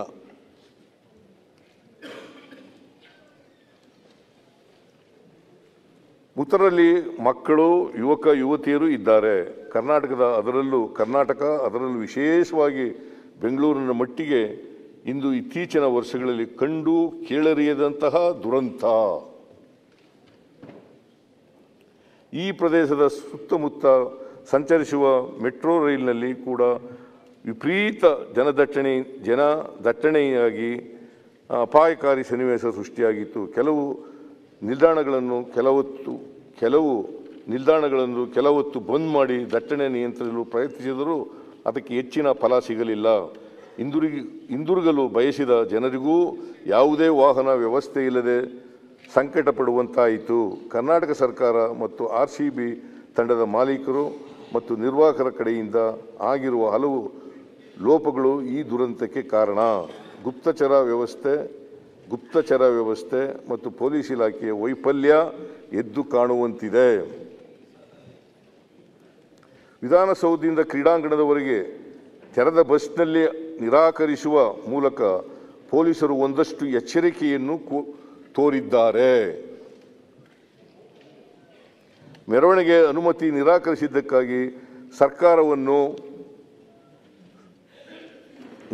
ಪೊಲೀಸ್ನವರು ನಿರಾಕರಿಸಿದ್ದಕ್ಕಾಗಿ ಸರ್ಕಾರವನ್ನು BJP, JDS, X ಮೂಲಕ ಟೀಕಿಸಿದ್ದವು ಎಂಬುದರಿಂದ ಸಮೂಹಸನ್ನಿಯ ಲಾಭ ಪಡೆಯುವ ಅವಣಿಕೆಯನ್ನು ಸರ್ಕಾರದ ಜೊತೆ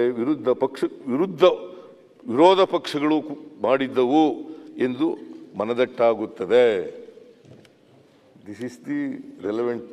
ನೀವು ಕೊಡ್ಲಿಲ್ಲ, ಪ್ರೊಸಿಷನ್ ಕೊಡ್ಲಿಲ್ಲ, ನೀವು ಅವ್ರು ಮಾಡೋರ್ಗೆ ಭಾವನೆ ಅಂತ ಅಂದ್ಬಿಟ್ಟು ಅದು ಹೇಳ್ತೀನಿ.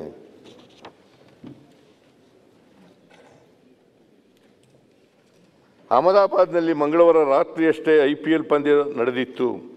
ಪಂದ್ಯ ಗೆದ್ದಾಗಲೇ ರಾಜ್ಯದ ವಿವಿಧೆಡೆ ಇದನ್ನು ಹೇಳಲಿಲ್ಲ, ಇದು ಬಹಳ ಮುಖ್ಯ. ವಿಧಾನಸೌಧ ಕ್ರೀಡಾಂಗಣದವರೆಗೆ ತೆರೆದ ಬಸ್ನಲ್ಲಿ ಆಟಗಾರರ ಮೆರವಣಿಗೆ ಕಾರ್ಯಕ್ರಮಕ್ಕೆ ಅನುಮತಿ ನಿರಾಕರಿಸುವ ಮೂಲಕ ಪೊಲೀಸರು ಒಂದಿಷ್ಟು ಎಚ್ಚರಿಕೆಯನ್ನು ತೋರಿದ್ದಾರೆ. ಮೆರವಣಿಗೆ ಅನುಮತಿ ನಿರಾಕರಿಸಿದ್ದಕ್ಕಾಗಿ ಸರ್ಕಾರವನ್ನು BJP, JDS, X ಮೂಲಕ ಟೀಕಿಸಿದ್ದವು.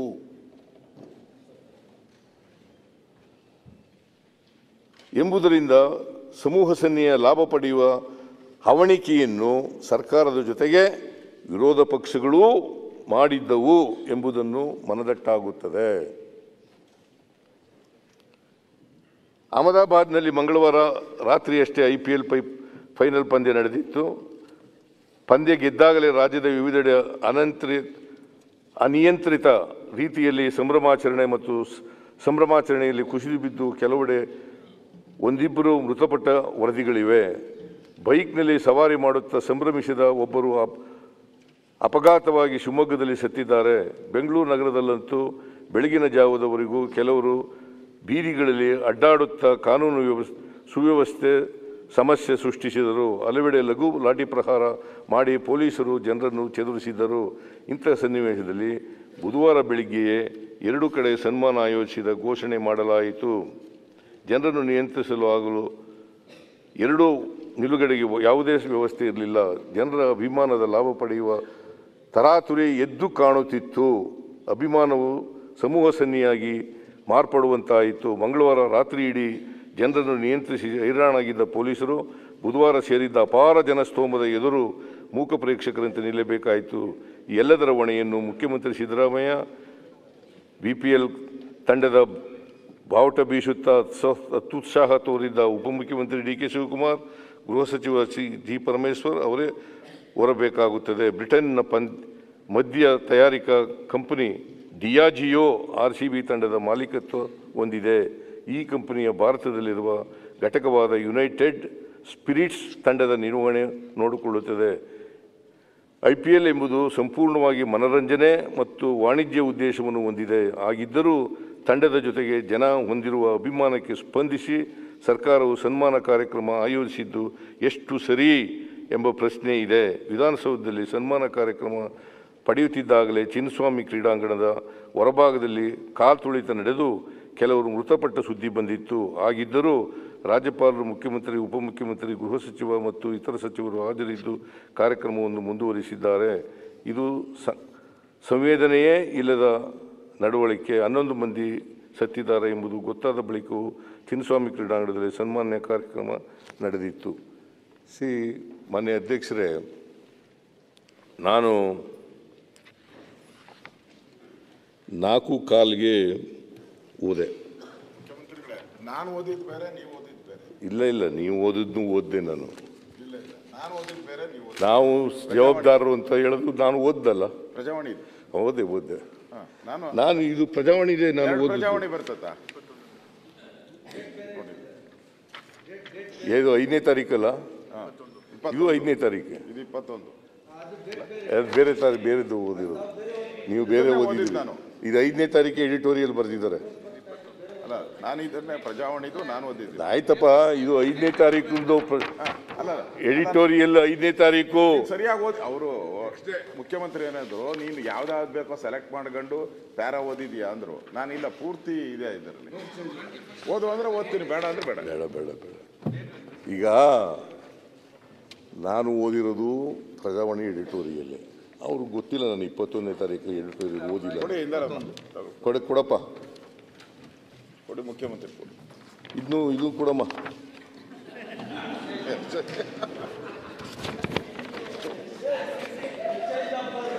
ಇದು ಜುಲೈ 21. ಓದಿ ಒಂದು ಸ್ವಲ್ಪ. ಜುಲೈ 21. ಅದೇ ಇದು 5ನೇ ತಾರೀಕು ಆಗಸ್ಟ್ ಸಂಪಾದಕೀಯ. ಸಾರಿ, ಜೂನ್ 5. ಜೂನ್ 5 ಘಟನೆ ಆದ ನೆಕ್ಸ್ಟ್ ಡೇ ಎಡಿಟೋರಿಯಲ್. ನೋಡಪ್ಪ, ಅದನ್ನ ನೋಡ್ತೀನಿ. ಸರಿ ಇದೆಯಾ? ಅದನ್ನು ನೋಡಿ. ಇದನ್ನು ನೋಡಿದ್ದೀನಿ. ನೋಡಿಲ್ಲ ನೀವು? ನೀ ಹೇಳ್ದಿಲ್ಲ, ಓದಿ ಹೇಳ್ದಿಲ್ಲ. ಕೊನೆ ಒಂದಷ್ಟು ಓದ್ಬಿಡಿ ಸರ್. ಅದರಲ್ಲಿ ಓದಿ. ಆಯ್ತು, ನೀನು ಓದಿದ್ದಿಲ್ಲ ಬಿಡಪ್ಪ, ನಾನು ಓದಿದ್ದೀನಿ. ಮಾನ್ಯ ಅಧ್ಯಕ್ಷರೇ, ಅದು ಸರಿ ಇದೆಯಲ್ಲ? ಎರಡು ಪ್ರಜಾವಾಣಿನೇ. ಅದು ಪ್ರಜಾವಾಣಿ ಇದೆ. ಅದೇ ಕೊನೆಯಲ್ಲಿ ಏನ್ ಬರೆದಿದ್ದಾರೆ ಹೇಳಿದ್ರಲ್ಲ ನೀವು. ಅದು ಹೇಳಿದ್ನಲ್ಲ, ಮುಖ್ಯಮಂತ್ರಿ ಇದು ಸರ್ಕಾರಕ್ಕೆ ಸಂವೇದನೆ ಇಲ್ಲ. ಅದು ಹೇಳಿದೆ, ಎಲ್ಲ ಹೇಳಿದ್ದೀನಿ. It is only editorial by newspaper Prajavani. It's not a judgment. ನಾವು ಬಂದಿರೋ ತಾಪತ್ರಯ ಏನು ಅಂತಂದರೆ, ಪತ್ರಿಕೆಯಲ್ಲಿ ಬರೋದೆಲ್ಲ, ಅಲ್ಲಿ ಅವರು ಎಡಿಟೋರಿಯಲ್ ಬರೆಯೋದೆಲ್ಲ ಜಡ್ಜ್ಮೆಂಟ್ ಅಂತ ತಿಳ್ಕೊಬಿಟ್ಟಿರ್ತೀವಿ. ಅದೇ ಬಂದಿರೋ ತಾಪತ್ರಯ ನಮಗೆ. ಅದಲ್ಲ. ಈಗ ಮಾನ್ಯ ಅಧ್ಯಕ್ಷರೇ, ಈಗ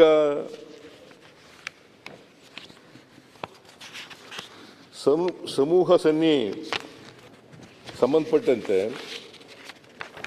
ಇವರು BJPಯವರು ಟ್ವೀಟ್ ಮಾಡಿದ್ದಾರೆ. ಏನಂತ ಹೇಳಿದ್ರೆ, BJP ಮಾಡಿದ ಟ್ವೀಟ್ ಯಾವಾಗ ಮೆರವಣಿಗೆ ಓಪನ್ ಇದರಲ್ಲಿ ಬಸ್ನಲ್ಲಿ ಹೋಗಬೇಕು ಅಂತ ನಿರಾಕರಿಸಿದ್ರು ಪೊಲೀಸ್ನವರು. 11:40ಕ್ಕೆ ಒಂದು ಮೀಟಿಂಗ್ ಮಾಡ್ತಾರೆ ಕಮಿಷನ್. ಆ ಮೀಟಿಂಗ್ನಲ್ಲಿ ಈ ತೀರ್ಮಾನ ತಗೊಳ್ತಾರೆ, ಇದು ಮಾಡಬಾರ್ದು, ಓಪನ್ ಬಸ್ನಲ್ಲಿ ಮೆರವಣಿಗೆ ಮಾಡಬಾರ್ದು ಅಂಥೇಳಿ. ಅದರ್ವೈಸ್ ಮೊದಲು ಪ್ಲ್ಯಾನ್ ಮಾಡ್ಕೊಂಡಿದ್ದು KSCA, RCB ಮತ್ತು DNA ಅವ್ರು ಮಾಡ್ಕೊಂಡಿದ್ದದ್ದು ವಿಧಾನಸೌಧದಿಂದ ಅಲ್ಲಿಗೆ ಹೋಗ್ಬೇಕು ಅಂತ, ಮೆರವಣಿಗೆನಲ್ಲಿ ಹೋಗಬೇಕು ಅಂತ. ಆ ಮೆರವಣಿಗೆ ಕ್ಯಾನ್ಸಲ್ ಮಾಡಿದಾಗ, ನಿರಾಕರಿಸಿದಾಗ ಏರ್ಪೋರ್ಟಿಂದ ಬರಬೇಕು ಅಂತ, ಫಸ್ಟ್ ಏರ್ಪೋರ್ಟಿಂದ ಬರಬೇಕು ಅಂತ. ಅಲ್ಲ ಇದಕ್ಕೆ ನನಗೆ ಅದು ನನಗೆ ಗೊತ್ತಿಲ್ಲ, ಇಲ್ಲಿ ಟ್ವೀಟ್ ಮಾಡಿರೋದು. ಹಲವಾರು ವರ್ಷಗಳ ಅಭಿಮಾನಿಗಳ ಕನಸನ್ನು RCB ಟ್ವೀಟ್ ಈ ವರ್ಷ ನನಸು ಮಾಡಿದೆ. RCB ಈ ವರ್ಷ ನನಸು ಮಾಡಿದೆ. ಆದರೆ ತೆರೆದ ಬಸ್ನಲ್ಲಿ ಆಟಗಾರರ ವಿಜಯೋತ್ಸವಕ್ಕೆ ಅನುಮತಿ ನಿರಾಕರಿಸುವ ಮೂಲಕ ಆಕಸ್ಮಿಕ ಗೃಹ ಸಚಿವ ಡಾಕ್ಟರ್ ಪರಮೇಶ್ವರ ಅವರು ತಾವೊಬ್ಬ ಅಸಮರ್ಥ ಹಾಗೂ ಅದಕ್ಷ ಎಂಬುದನ್ನು ಮತ್ತೊಮ್ಮೆ ಸಾಬೀತುಪಡಿಸಿದೆ. ನಾ ಹೇಳೋದಲ್ಲ ಡಾಕ್ಟ್ರೇ, BJPಯವರು ಹೇಳಿದ್ದು, ಟ್ವೀಟ್ ಮಾಡಿರೋದು.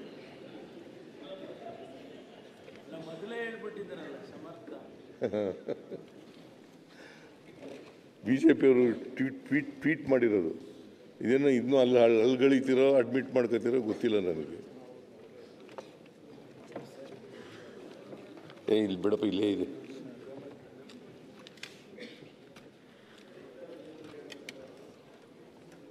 ತಮ್ಮ ನೆಚ್ಚಿನ ಆಟಗಾರರನ್ನು ಅತಿ ಹತ್ತಿರದಿಂದ ಕಣ್ತುಂಬಿಕೊಳ್ಳಲು ಅಭಿಮಾನಿಗಳು ಕಾಯುತ್ತಿದ್ದು, ಅಭಿಮಾನಿಗಳ ಈ ಸಂಭ್ರಮಕ್ಕೆ ಕಲ್ಲು ಹಾಕಿದ ಪರಮೇಶ್ವರ್. ಯಾರು ಹೇಳೋದು? ಇದು BJPಯವರು ಟ್ವೀಟ್ ಮಾಡಿ ಹೇಳೋದು ಎಂದು BJP ಅಧಿಕೃತವಾದ ಹ್ಯಾಂಡಲ್ನಿಂದ ಟ್ವೀಟ್ ಮಾಡಲಾಗಿದೆ. ನೋಡಿ, ಒಂದು ವೇಳೆ ನಾವು ಈ ಪರ್ಮಿಷನ್ ಕೊಡದೆ ಹೋಗಿದ್ರೆ ಮಾಡೋಕ್ಕೆ ಏನು ಮಾಡ್ತಿದ್ರು ಇವರು? ಅದಕ್ಕೆ ಒಂದು ದೊಡ್ಡ ಗಲಾಟೆ ಮಾಡೋರು, ಅದಕ್ಕೆ ಒಂದು ಎಂಥದೋ ಚಳುವಳಿ ಮಾಡೋಕ್ಕೆ ಶುರು ಮಾಡೋರು. ಈಗ ಧರ್ಮಸ್ಥಳದ ಮಾಡ್ತಾ ಇದ್ದಾರಲ್ಲ ಚಳುವಳಿನ,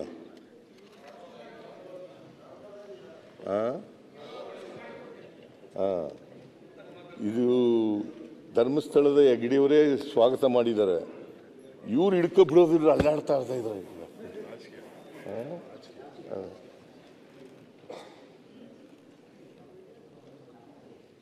ಧರ್ಮಸ್ಥಳದ ಹೆಗ್ಡೆಯವರೇ ಸ್ವಾಗತ ಮಾಡಿದ್ದಾರೆ.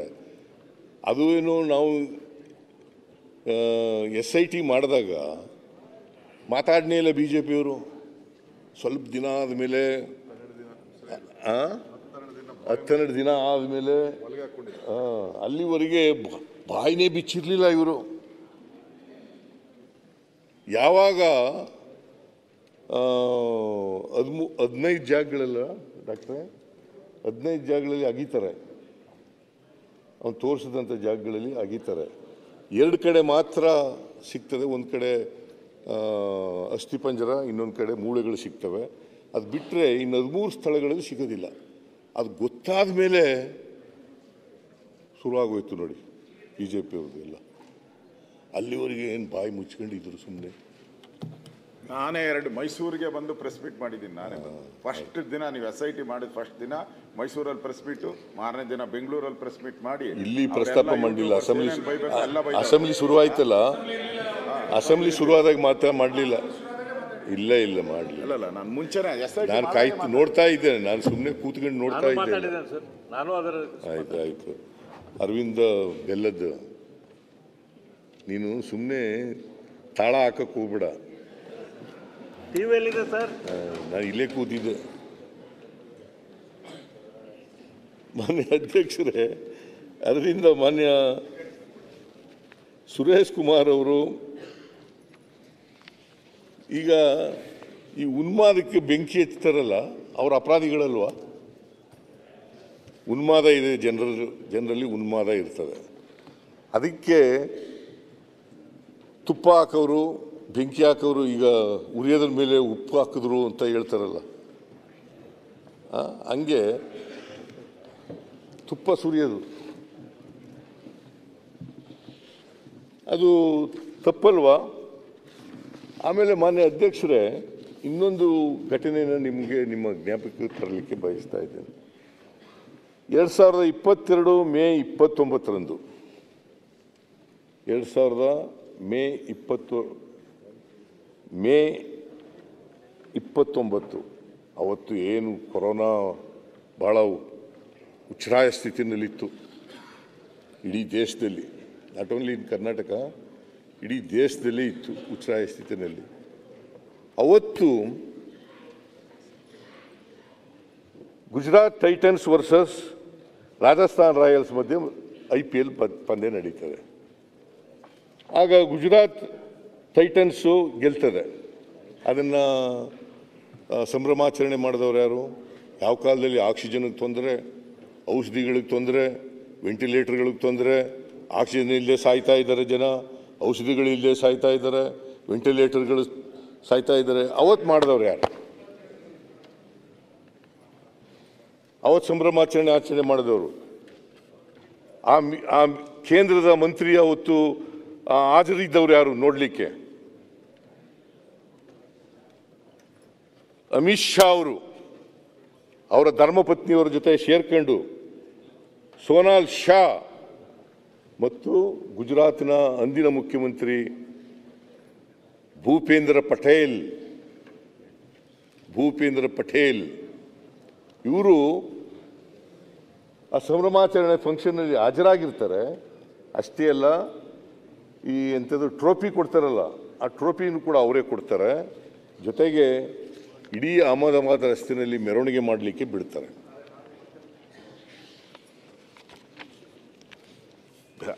ಮೆರವಣಿಗೆ ಮಾಡಲಿಕ್ಕೆ ಬಿಡ್ತಾರೆ. ಆಮೇಲೆ ನರೇಂದ್ರ ಮೋದಿಯವರು, ಈ ದೇಶದ ಪ್ರಧಾನಮಂತ್ರಿಗಳು, ಟ್ರಂಪ್ ಅವ್ರನ್ನ ಕರ್ಕೊಬಂದು ಕೊರೋನಾ ಹರಡುತ್ತಿದ್ದಾಗ 2020ರಲ್ಲಿ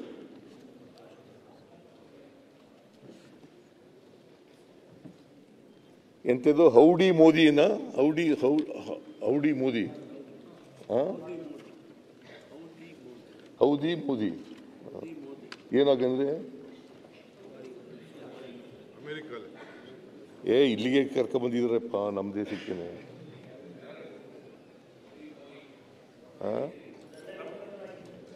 ಹೌದಿ ಮೋದಿ ಅಂತ ಹೇಳಿ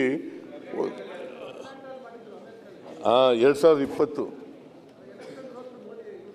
ಅದಲ್ಲಪ್ಪ 2020ರಲ್ಲಿ ಆಗ ಸಾವಿರಾರು ಜನ ಸತ್ತೋಯ್ತಾರೆ.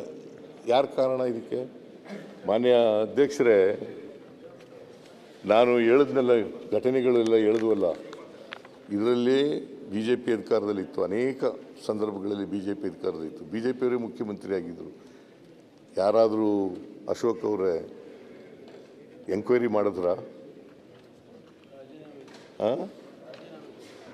ರಾಜೀನಾಮೆ ಕೊಟ್ರ? ತಪ್ಪಾಯ್ತು ಅಂತ ಹೇಳಿದ್ರ? ಯಾರಾದ್ರೂ ನಮ್ಮ ಸುರೇಶ್ ಕುಮಾರ್ ಅವರು ಅಬೇಟರ್ ಅಂತ ಕರೆದ್ರ ಯಾರಿಗಾರು? ಅದಾಯ್ತಲ್ಲ, ಅದು ಬಿಡಿ. ಚಾಮರಾಜನಗರದಲ್ಲಿ ನಾನು DK ಶಿವಕುಮಾರ್ ಹೋಗಿದ್ದು, 36 ಜನ ಸತ್ತೋದ್ರು. ಅವತ್ತು ಸುರೇಶ್ ಕುಮಾರ್ ಅವರು ಡಿಸ್ಟ್ರಿಕ್ಟ್ ಇನ್ಚಾರ್ಜ್ ಮಿನಿಸ್ಟ್ರು, ಸುಧಾಕರ್ ಆರೋಗ್ಯ ಮಂತ್ರಿ. ನೀವು ಹೋಗಿದ್ರಿ, ಇಬ್ಬರೇ ಸತ್ತದು. ಬಂದ್ರು ಸರ್. ಆಕ್ಸಿಜನ್ ಇಲ್ಲೇ ಸತ್ತರು. ತನಿಖೆ ಆಯಿತು. 62 ಜನರಲ್ಲಿ 36 ಜನ ಆಕ್ಸಿಜನ್ ಇಲ್ಲೇ ಸತ್ತೋದ್ರು. ಅವತ್ತು ಯಾರಾದರೂ ರಾಜೀನಾಮೆ ಕೊಟ್ಟರೆ ತಪ್ಪಾಯಿತು ಅಂತ ಹೇಳಿದ್ರ?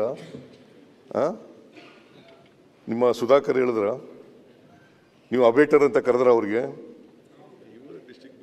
ನೀವೇ ಡಿಸ್ಟ್ರಿಕ್ಟ್ ಇನ್ಚಾರ್ಜ್ ಮಿನಿಸ್ಟ್ರು. ನಾನಂತೂ ಅಶೋಕ್ ಅವರಿದ್ರು ಕ್ಯಾಬಿನೆಟ್ನಲ್ಲಿ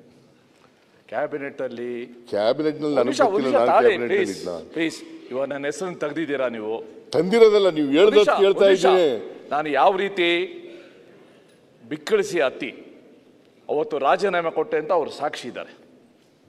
ನನಗೆ ಗೊತ್ತಲ್ಲ? ಗೊತ್ತಿಲ್ಲ. ನನಗೆ ಬಿಕ್ಕಿ ಗೊತ್ತಿಲ್ಲ ಅವತ್ತು ಅತ್ತೆ ನೀವು ರಾಜೀನಾಮೆ ಕೊಟ್ಟಿದ್ದೀರೋ ಅಲ್ಲೇ ಗೊತ್ತಲ್ಲ? ಉಳ್ಕೊಂಡ್ರೋ ನೀವು- ನನಗೆ ಗೊತ್ತಿಲ್ಲ. ಬಟ್ ಸುಧಾಕರ್ಗೆ ಬಸವರಾಜ ಬೊಮ್ಮಾಯಿಗೆ ಅಬೇಟರ್ ಅಂತ ಕರೀಲಿಲ್ಲ.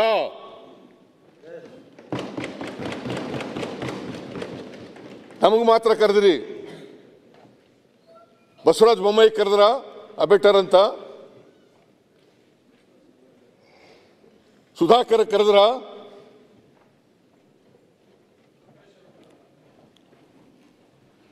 ಏನು ರಾಜಕೀಯಕ್ಕೋಸ್ಕರ ಬಳಸ್ಕೊಳ್ತಕ್ಕಂಥದ್ದಲ್ಲ. ದಯಮಾಡಿ ಇಂಥ ವಿಚಾರಗಳಲ್ಲಿ ಯಾರು ರಾಜಕೀಯ ಮಾಡಬಾರದು.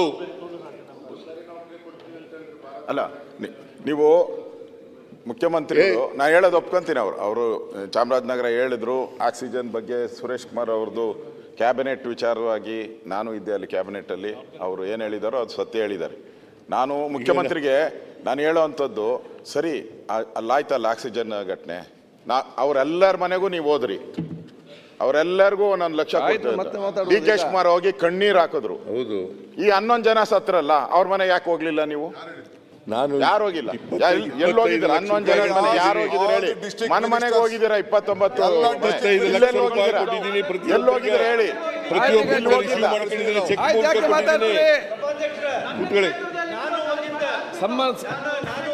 ಕನ್ಸರ್ನ್ ಡಿಸ್ಟ್ರಿಕ್ಟ್ ಮಿನಿಸ್ಟರ್ ಎಲ್ಲ ಕಡೆ ಹೋಗಿದ್ರು. ಓಕೆ ಸುಧಾಕರ್ ಎಲ್ಲ ಹೋಗಿದ್ರಿ, ಎಲ್ಲ ಸುಧಾಕರ್ ಸುರೇಶ್ ಎಲ್ಲ ಅವ್ರವ್ರ ಜಿಲ್ಲೆ ಹೋಗಿದ್ರಿ. ಹೋಗಿಲ್ಲ ಅಂದ್ರೆ ಸುಳ್ಳೆ ಕೇಳ್ಬೇಕು. ನಾವು ಹೋಗಿದ್ವಿ, ನಾನು ಹೋಗಿದ್ದೆ, ಸುಧಾಕರ್ ಗೊತ್ತಿಲ್ಲ ಬಿಡಪ್ಪ, ಗೊತ್ತಿಲ್ಲ. ಶಿವಮೊಗ್ಗದಲ್ಲಿ ಮಿನಿಸ್ಟರ್ಗೆ ಹೇಳಿದೆ ನಾನು. ಎಲ್ಲ ಶಿವಮೊಗ್ಗ ಮಿನಿಸ್ಟರ್ ಹೊಂಟೋದ್ರ. ಆಮೇಲೆ ಬೆಂಗಳೂರಿನಲ್ಲಿ ನಮ್ಮ ಮಿನಿಸ್ಟರ್ ಕಳಿಸಿದ್ದೆ ನಾನು. ಆಮೇಲೆ ಸತ್ತ ಕುಟುಂಬದವರಿಗೆ 25 ಲಕ್ಷ ರೂಪಾಯಿ ಪರಿಹಾರವಾಗಿ ಕೊಟ್ಟಿದ್ದೀವಿ. ಮತ್ತೆ ಎಲ್ಲರೂ ಕೂಡ ಚೆಕ್ ಇಸ್ಕೊಂಡಿದ್ದಾರೆ. ಎಲ್ಲರೂ ಕೂಡ ಚೆಕ್ ಇಸ್ಕೊಂಡಿದ್ದಾರೆ.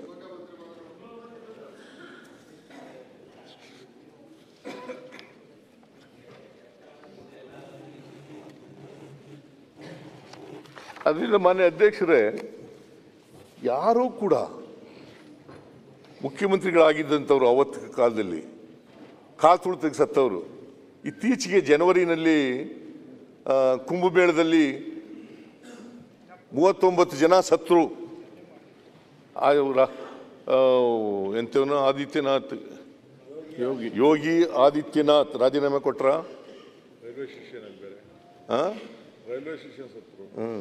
ರೈಲ್ವೆ ಸ್ಟೇಷನ್ ಸತ್ರು ಕುಂಭಮೇಳದಲ್ಲಿ. ಇತ್ತೀಚೆಗೆ ಓಲಿ ಅದು ಬಿಡಿ, ಇತ್ತೀಚೆಗೆ ಗುಜರಾತ್ನಲ್ಲಿ ಒಂದು ಏರ್ ಇಂಡಿಯಾದವರು ಹೋಗಿ 264 ಜನ ಸತ್ರು. ರಾಜೀನಾಮೆ ಕೊಟ್ರ.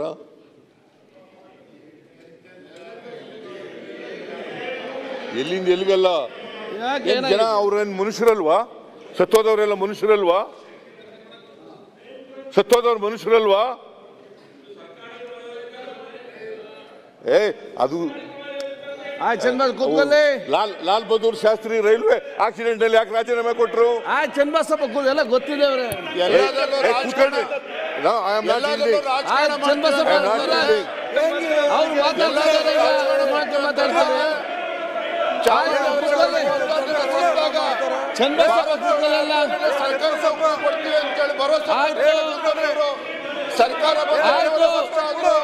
ಚಾಮರಾಜನಗರದ 36 ಜನಕ್ಕೆ ಸರ್ಕಾರಿ ನೌಕರಿ ಕೊಟ್ಟಿಲ್ಲ. ಬಿಜೆಪಿ ಎಲ್ಲ ಹಾವೇರಿನಲ್ಲಿ ಗೊಬ್ಬರ ಕೇಳಿದಾಗ ಇಬ್ಬರು ರೈತರು ಬಿಜೆಪಿ ರಾಜಕಾರಣ ಮಾಡ್ತೀವಿ ಅಂತ ರಾಜೀನಾಮೆ ಕೊಟ್ರ. ಯಾತ್ರೆ ಸಂದರ್ಭದಲ್ಲಿ ಯಡಿಯೂರಪ್ಪ ರಾಜೀನಾಮೆ ಕೊಟ್ರ. ಸರ್ಕಾರಿ ನೌಕರಿ ಕೊಡ್ತೀವಿ ಅಂತ ಹೇಳಿದ್ರು.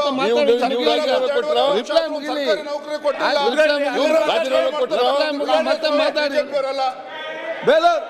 ತಪ್ಪಾಯ್ತು ಅಂತ ಹೇಳಿದ್ರ. ಸರ್ಕಾರಿ ನೌಕರಿ ಕೊಟ್ರ. ಹಾಗಾದ್ರೆ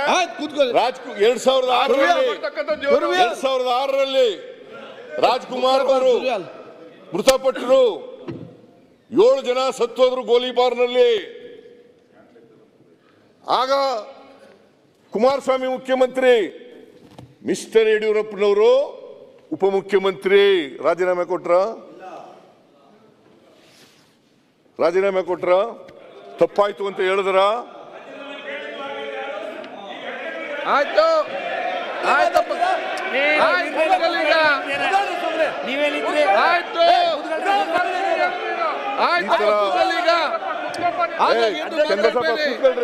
ಆಯ್ತು ಆಗ ಮಾತಾಡ್ತಾರೆ ನೀವು.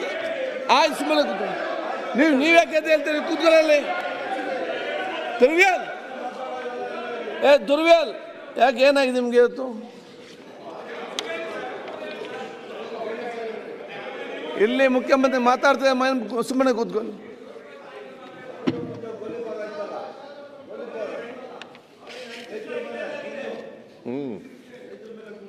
ರೈತರ ಮೇಲೆ ಗುಂಡು, ಗೋಲಿಬಾರ್. ಬೇರೆ ಯಾರು ಮಾತಾಡಬೇಡಿ ಅಲ್ಲಿ. ಯಾಕೆ ಅಲ್ಲಿ ಕೂತ್ಕೊಂಡು ಮಾತಾಡ್ತೀರಿ ನೀವು? ಸಿದ್ದಪ್ಪ ಚೂರಿ, ಸಿದ್ಲಿಂಗಪ್ಪ ಚೂರಿ, ಸಿದ್ಲಿಂಗಪ್ಪ ಚೂರಿ. ಇನ್ನೊಬ್ಬ ಯಾರು ರೈತ?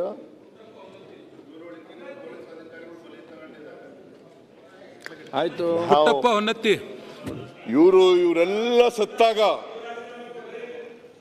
ಇವರೆಲ್ಲ ಸತ್ತಾಗ ಎಂಕ್ವೈರಿನೂ ಮಾಡಲಿಲ್ಲ, ತಪ್ಪಾಯ್ತು ಅಂತ ಹೇಳಲಿಲ್ಲ, ರಾಜೀನಾಮೆನೂ ಕೊಡಲಿಲ್ಲ, ವಿಷಾದನೂ ವ್ಯಕ್ತಪಡಲಿಲ್ಲ, ಕ್ಷಮಾಪಣೆನೂ ಕೇಳಲಿಲ್ಲ.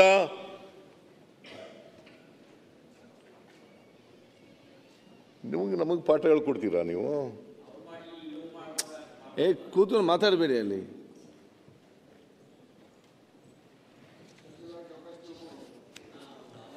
ಆಮೇಲೆ ಮಾನ್ಯ ಅಧ್ಯಕ್ಷರೇ, ನಾನು ಕೂಡಲೇ 4ನೇ ತಾರೀಕಿಗೆ ಮ್ಯಾಜಿಸ್ಟ್ರಿಯಲ್ ಎಂಕ್ವೈರಿ ಮಾಡಿಸ್ದೆ.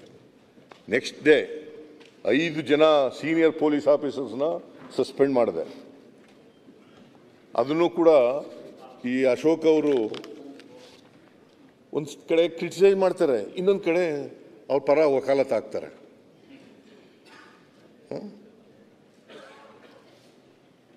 ಈಗ ನೋಡಿ, 3ನೇ ತಾರೀಕಿಗೆ ಪತ್ರ ಕೊಡ್ತಾರೆ ಅವರು, ಪರ್ಮಿಷನ್ ಕೊಡಿ, ನಾವು 2 ಕಡೆ ಸಂಭ್ರಮಾಚರಣೆ ಮಾಡಬೇಕು ಅಂತ. ಅವರು ಪೊಲೀಸ್ನವರು ಅಲ್ಲೇ ಯಾರು ಗಿರೀಶ್ ಅಂತ ಇನ್ಸ್ಪೆಕ್ಟರು, ಅವನು ಪರ್ಮಿಷನ್ ಕೊಡಲ್ಲ. ಪರ್ಮಿಷನ್ ಕೊಡುವಾಗ ರೈಟಿಂಗ್ನಲ್ಲಿ ಕೊಡಲಿಲ್ಲ, ನಿರಾಕರಿಸಿದ್ದೀವಿ ಅಂತೇಳಿ ರೈಟಿಂಗ್ನಲ್ಲಿ ಕೊಡಲಿಲ್ಲ. ಆಮೇಲೆ ಬೆಳಿಗ್ಗೆ 7 ಗಂಟೆ 1 ನಿಮಿಷಕ್ಕೆ RCB ಅವರು, KSCNವರು ಟ್ವೀಟ್ ಮಾಡ್ತಾರೆ, ಪೋಸ್ಟ್ ಮಾಡ್ತಾರೆ. ಏನಂತ ಅಂತಂದರೆ 7:10 ಮಾಡ್ತಾರೆ, 7:01 ನಿಮಿಷಕ್ಕೆ, 8 ಗಂಟೆಗೆ 1 ಮಾಡ್ತಾರೆ. 7:01 ನಿಮಿಷಕ್ಕೆ ಮಾಡಿರೋದನ್ನು 16 ಲಕ್ಷ ಜನ ನೋಡಿದ್ದಾರೆ. 8 ಗಂಟೆಯಲ್ಲಿ ಮಾಡಿದ್ದಕ್ಕೆ 4 ಲಕ್ಷದ ಚಿಲ್ಲರೆ ಜನ ನೋಡ್ತಾರೆ. ಆಮೇಲೆ 3:10 ಮಾಡ್ತಾರೆ, ಆಗ 7,10,000 ಜನ ನೋಡ್ತಾರೆ. ಈ ಪೊಲೀಸ್ನವರು ಇಷ್ಟೆಲ್ಲ ಪೋಸ್ಟ್ ಮಾಡಿದ್ರು ಕೂಡ ಯಾಕೆ ಬಿಟ್ಟು ಏನು ಕ್ರಮ ತಗೊಂಡ್ರು? ಏನು ಕ್ರಮ ತಗೊಳ್ಳಿಲ್ಲ. ಅದನ್ನ ಡಿಲೀಟ್ ಮಾಡಿಸ್ತಕ್ಕಂಥ ಪ್ರಯತ್ನ ಮಾಡಲಿಲ್ಲ. ಅವ್ರ ಜೊತೆ ಶಾಮೀಲಾಗಿ ಅವ್ರು ಮಾಡೋಕ್ಕೆ ಬಿಟ್ಬಿಟ್ರು. ಸರ್, ನೀವು ಸರ್ಕಾರದಿಂದ ಕೂತ್ಕೊಳ್ರಿ. ಅರವಿಂದ ಬೆಲ್ಲ ಮಾತಾಡಬೇಡಿ. ನಾನು ಅಶೋಕ ಮಾತಾಡುವಾಗ ಮೊದಲು ಮಾತಾಡ್ಲಿಲ್ಲ.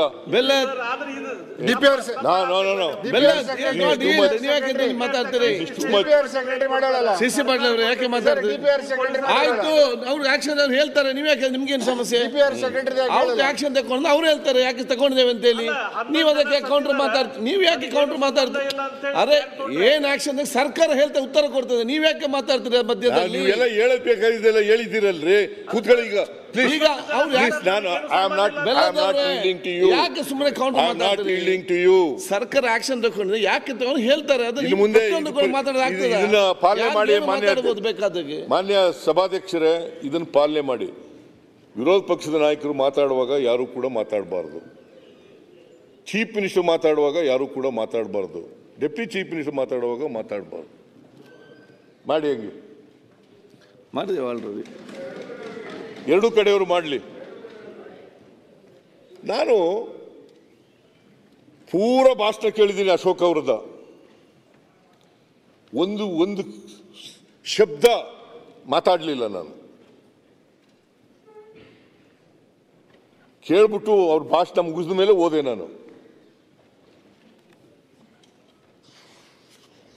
ಮಧ್ಯೆ ಹೇಳ್ತಕ್ಕಂಥದ್ದು ಅದು ಪ್ರಜಾಪ್ರಭುತ್ವದ ಲಕ್ಷಣನೂ ಅಲ್ಲ, ಸಂಸದೀಯ ವ್ಯವಸ್ಥೆಯ ಲಕ್ಷಣನೂ ಅಲ್ಲ.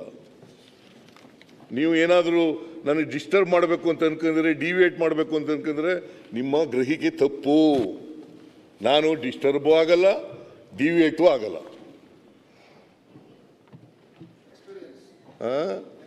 ಆಫ್ಕೋರ್ಸ್ ಎಕ್ಸ್ಪೀರಿಯನ್ಸ್ ಅದು ಇದೆ.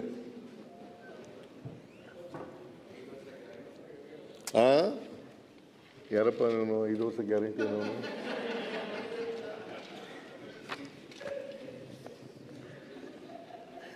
ಅದರಿಂದ ಮಾನ್ಯ ಅಧ್ಯಕ್ಷರೇ, 4ನೇ ತಾರೀಕು ಇನ್ಸಿಡೆಂಟ್ ನಡೀತು. 4ನೇ ತಾರೀಕೆ ಸಾಯಂಕಾಲ ಮ್ಯಾಜಿಸ್ಟ್ರಿಯಲ್ ಎಂಕ್ವೈರಿ ಮಾಡಿಸ್ದೆ. ಆಮೇಲೆ 5ನೇ ತಾರೀಕು ಸಸ್ಪೆಂಡ್ ಮಾಡಿದೆ. 5ನೇ ತಾರೀಕೆ Michael Cunha, retired high court judge, ಅವರ ಅಧ್ಯಕ್ಷತೆಯಲ್ಲಿ 1 ಮ್ಯಾನ್ ಕಮಿಷನ್ ಮಾಡಿದೆ. ಆಮೇಲೆ ಅಷ್ಟೇ ಅಲ್ಲ, ನನ್ನ ಪೊಲಿಟಿಕಲ್ ಸೆಕ್ರೆಟರಿನೇ ತೆಗೆದಾಕಿದೆ.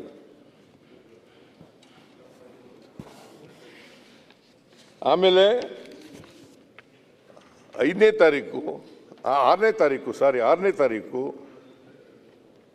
ಒಬ್ಬ ಯಾರು ಇಂಟೆಲಿಜೆನ್ಸ್ ಚೀಫ್ ಅವ್ರನ್ನ ಟ್ರಾನ್ಸ್ಫರ್ ಮಾಡಿದೆ. ಕೂಡಲೇ ಟ್ರಾನ್ಸ್ಫರ್ ಮಾಡಿ ಬೇರೆಯವ್ರನ್ನ ನೇಮಕ ಮಾಡಿದೆ. ಅದರಿಂದ ಮಾನ್ಯ ಅಧ್ಯಕ್ಷರೇ, ಪೊಲೀಸ್ನವರು ಇದನ್ನು ತಡೀಲಿಕ್ಕೆ ಸಾಧ್ಯ ಆಯಿತು. ಒಂದು ವೇಳೆ ನಾನು 4:15 ಹೋದೆ. ನನಗೆ 4 ಗಂಟೆ ಬರೋಕ್ಕೆ ಹೇಳಿದರು. ಬಂದು ಆಫೀಸ್ನಲ್ಲಿ ಕೂತಿದ್ದೆ, ನಮ್ಮ ಚೀಫ್ ಮಿನಿಸ್ಟರ್ ಆಫೀಸ್ನಲ್ಲಿ ಕೂತಿದ್ದೆ. ಆಮೇಲೆ ನನಗೆ 4:15 ಬರಬೇಕು ಅಂತಂದರು. 4:15 ಹೋದೆ. ಅದು ಫಂಕ್ಷನ್ 5 ಗಂಟೆ ಶುರುವಾಯಿತು. 5 ಗಂಟೆ ಅಲ್ಲ, 10 ನಿಮಿಷ ನಡೆದಿರ್ಬೋದು. 5 ಮಳೆ ಬಂತು. ನಾನು ಅಲ್ಲಿಂದ ಹೊರಟುಬಿಟ್ಟೆ. ನನಗೆ ಗೊತ್ತೇ ಇಲ್ಲ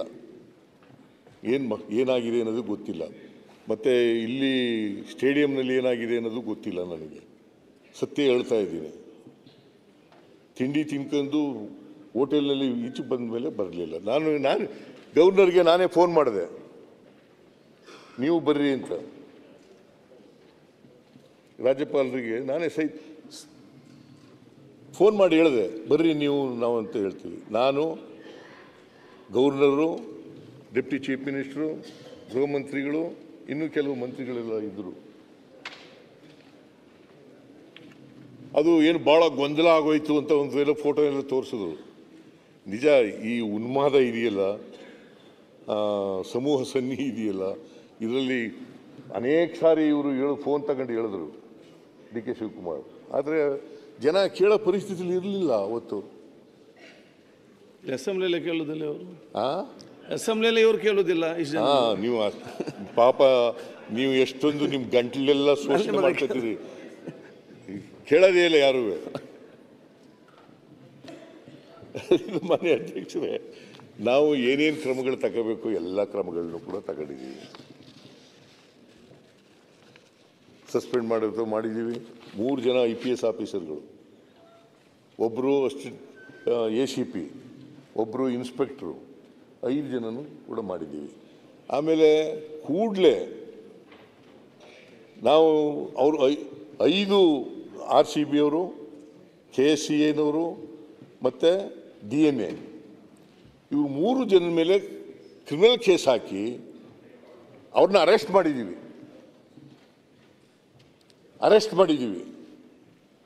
ಬಹುಶಃ ಇದನ್ನೆಲ್ಲ ಹೇಳಿರ್ಬೇಕು ಅಂತ ಅನಿಸುತ್ತೆ. ಹೇಳಿದ್ದೀರಿ. ನಾನು ಇರಲಿಲ್ವಲ್ಲ, ಅದರಿಂದ ಹೇಳ್ತಾ ಇದ್ದೀನಿ ಅಷ್ಟೇ. ಏನೇನು ಹೇಳಿದ್ದೀರಿ ಅಂತ ಹೇಳ್ಬಿಟ್ರೆ ನಾನು ಬಿಟ್ಬಿಡ್ತೀನಿ ಅಂತ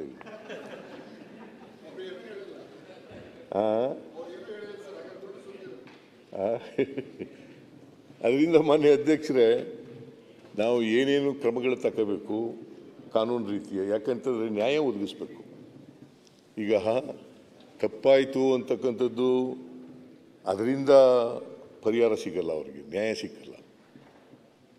ನಾವು ಈ ಕ್ರಮಗಳು ತಗೊಂಡಿದ್ದೀವಲ್ಲ, ಇದರಿಂದ ನ್ಯಾಯ ಸಿಗುತ್ತೆ. ಈ ನ್ಯಾಯ ಸಿಗ್ತಕ್ಕಂಥ ಕೆಲಸವನ್ನು ನಾವು ಜವಾಬ್ದಾರಿಯಿಂದ ಚಾಚೂ ತಪ್ಪದೇನೆ ಮಾಡಿದ್ದೇವೆ. ತಕ್ಷಣವೇ ಮಾಡಿದ್ದೀವಿ. ವರದಿನೂ ಕೂಡ ಕೊಟ್ಟಿದ್ದಾರೆ. ಮಾನ್ಯ ಹೈಕೋರ್ಟ್ನವರು ಸುವೋಮೋಟೋ ಕೇಸ್ ಕೂಡ ತಗೊಂಡಿದ್ದಾರೆ. ಅವರು ಎಲ್ಲ 5 ಜನ ಅರೆಸ್ಟ್ ಮಾಡಿದ್ವಲ್ಲ, 4 ಜನ ಅರೆಸ್ಟ್ ಮಾಡಿದ್ವಲ್ಲ, 4 ಜನ ಅರೆಸ್ಟ್ ಮಾಡಿದವ್ರು ಬೇಲ್ ಸಿಕ್ಕಿದೆ ಅವರಿಗೆ. ಆದರೆ ನಾವು ಕೂಡಲೇ CID ಕೊಟ್ಟಿದ್ದೀವಿ. CID ಎಂಕ್ವೈರಿ ಮಾಡಿ, ಎಂಕ್ವೈರಿ ಎಲ್ಲ ಮಾಡಿ, ತನಿಖೆ ಎಲ್ಲ ಮಾಡಿ ಮುಗಿಸಿ ಚಾರ್ಜ್ ಶೀಟ್ ರೆಡಿ ಇದೆ. ಕೋರ್ಟ್ನವರು ಅನುಮತಿ ಕೊಟ್ಟ ತಕ್ಷಣ ಚಾರ್ಜ್ ಶೀಟ್ ಹಾಕ್ತೀವಿ.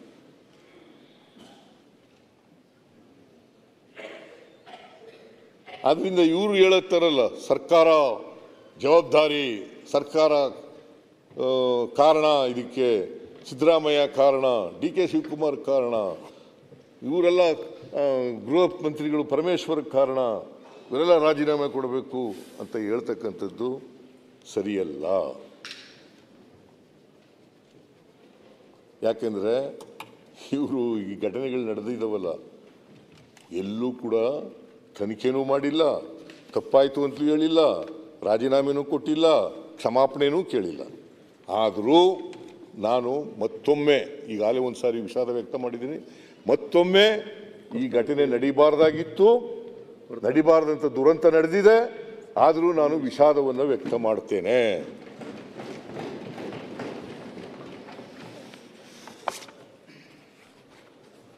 ಇಷ್ಟನ್ನು ಹೇಳಿ ತಾವು ಸಮಯ ಕೊಟ್ಟದಕ್ಕೆ ವಂದಿಸಿ ನನ್ನ ಮಾತುಗಳನ್ನು ಮುಗಿಸ್ತೇನೆ. ಸನ್ಮಾನ್ಯ ಅಧ್ಯಕ್ಷರೇ, ಸನ್ಮಾನ್ಯ ಅಧ್ಯಕ್ಷರೇ, ನಿನ್ನೆನೆ ಸನ್ಮಾನ್ಯ ಗೃಹ ಸಚಿವರು ಅಲ್ಲ ಗೃಹ ಸಚಿವರದು ಕ್ಲಾರಿಫಿಕೇಶನ್ ನೆನ್ನೆ ಕೇಳಿದಿರಿ.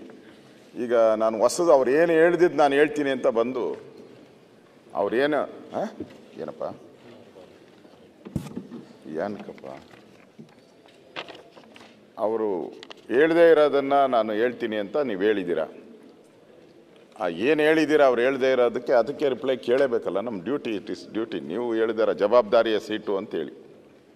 ಅಧ್ಯಕ್ಷರೇ, ಈ ಸಿದ್ದರಾಮಣ್ಣವ್ರದ್ದು ಎಕ್ಸಾಮ್ ಬಂದಾಗ ಅವರ ತಂದೆಯವ್ರ ಹತ್ರ ಹೋದ್ರಂತೆ.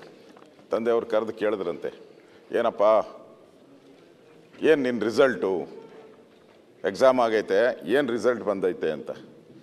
ಸಿದ್ದರಾಮಣ್ಣವ್ರು ಹೇಳಕ್ಕೆ ಶುರು ಮಾಡಿದ್ರು, ಅವನು ಫೇಲ್ ಆದ, ಇವನು ಫೇಲ್ ಆದ, ಭೀಮಾ ಫೇಲ್ ಆದ, ಸೋಮ ಫೇಲ್ ಆದ. ಆಮೇಲೆ ಕೊನೆಯಲ್ಲಿ ಹೇಳಿದ್ರಂತೆ, ಕೊನೆಯಲ್ಲಿ ಅವ್ರು ಏನು ಹೇಳಿದ್ದು ಅಂದರೆ ನಾನು ಫೇಲ್ ಆದೆ ಅಂತ ಹೇಳಲೇ ಇಲ್ಲಂತೆ.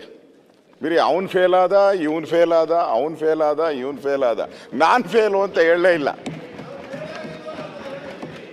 ಹೇಳಲೇ ಇಲ್ಲ, ಸೈಲೆಂಟ್. ಅದು ಇವತ್ತು ಉತ್ತರ ಹಂಗೆ.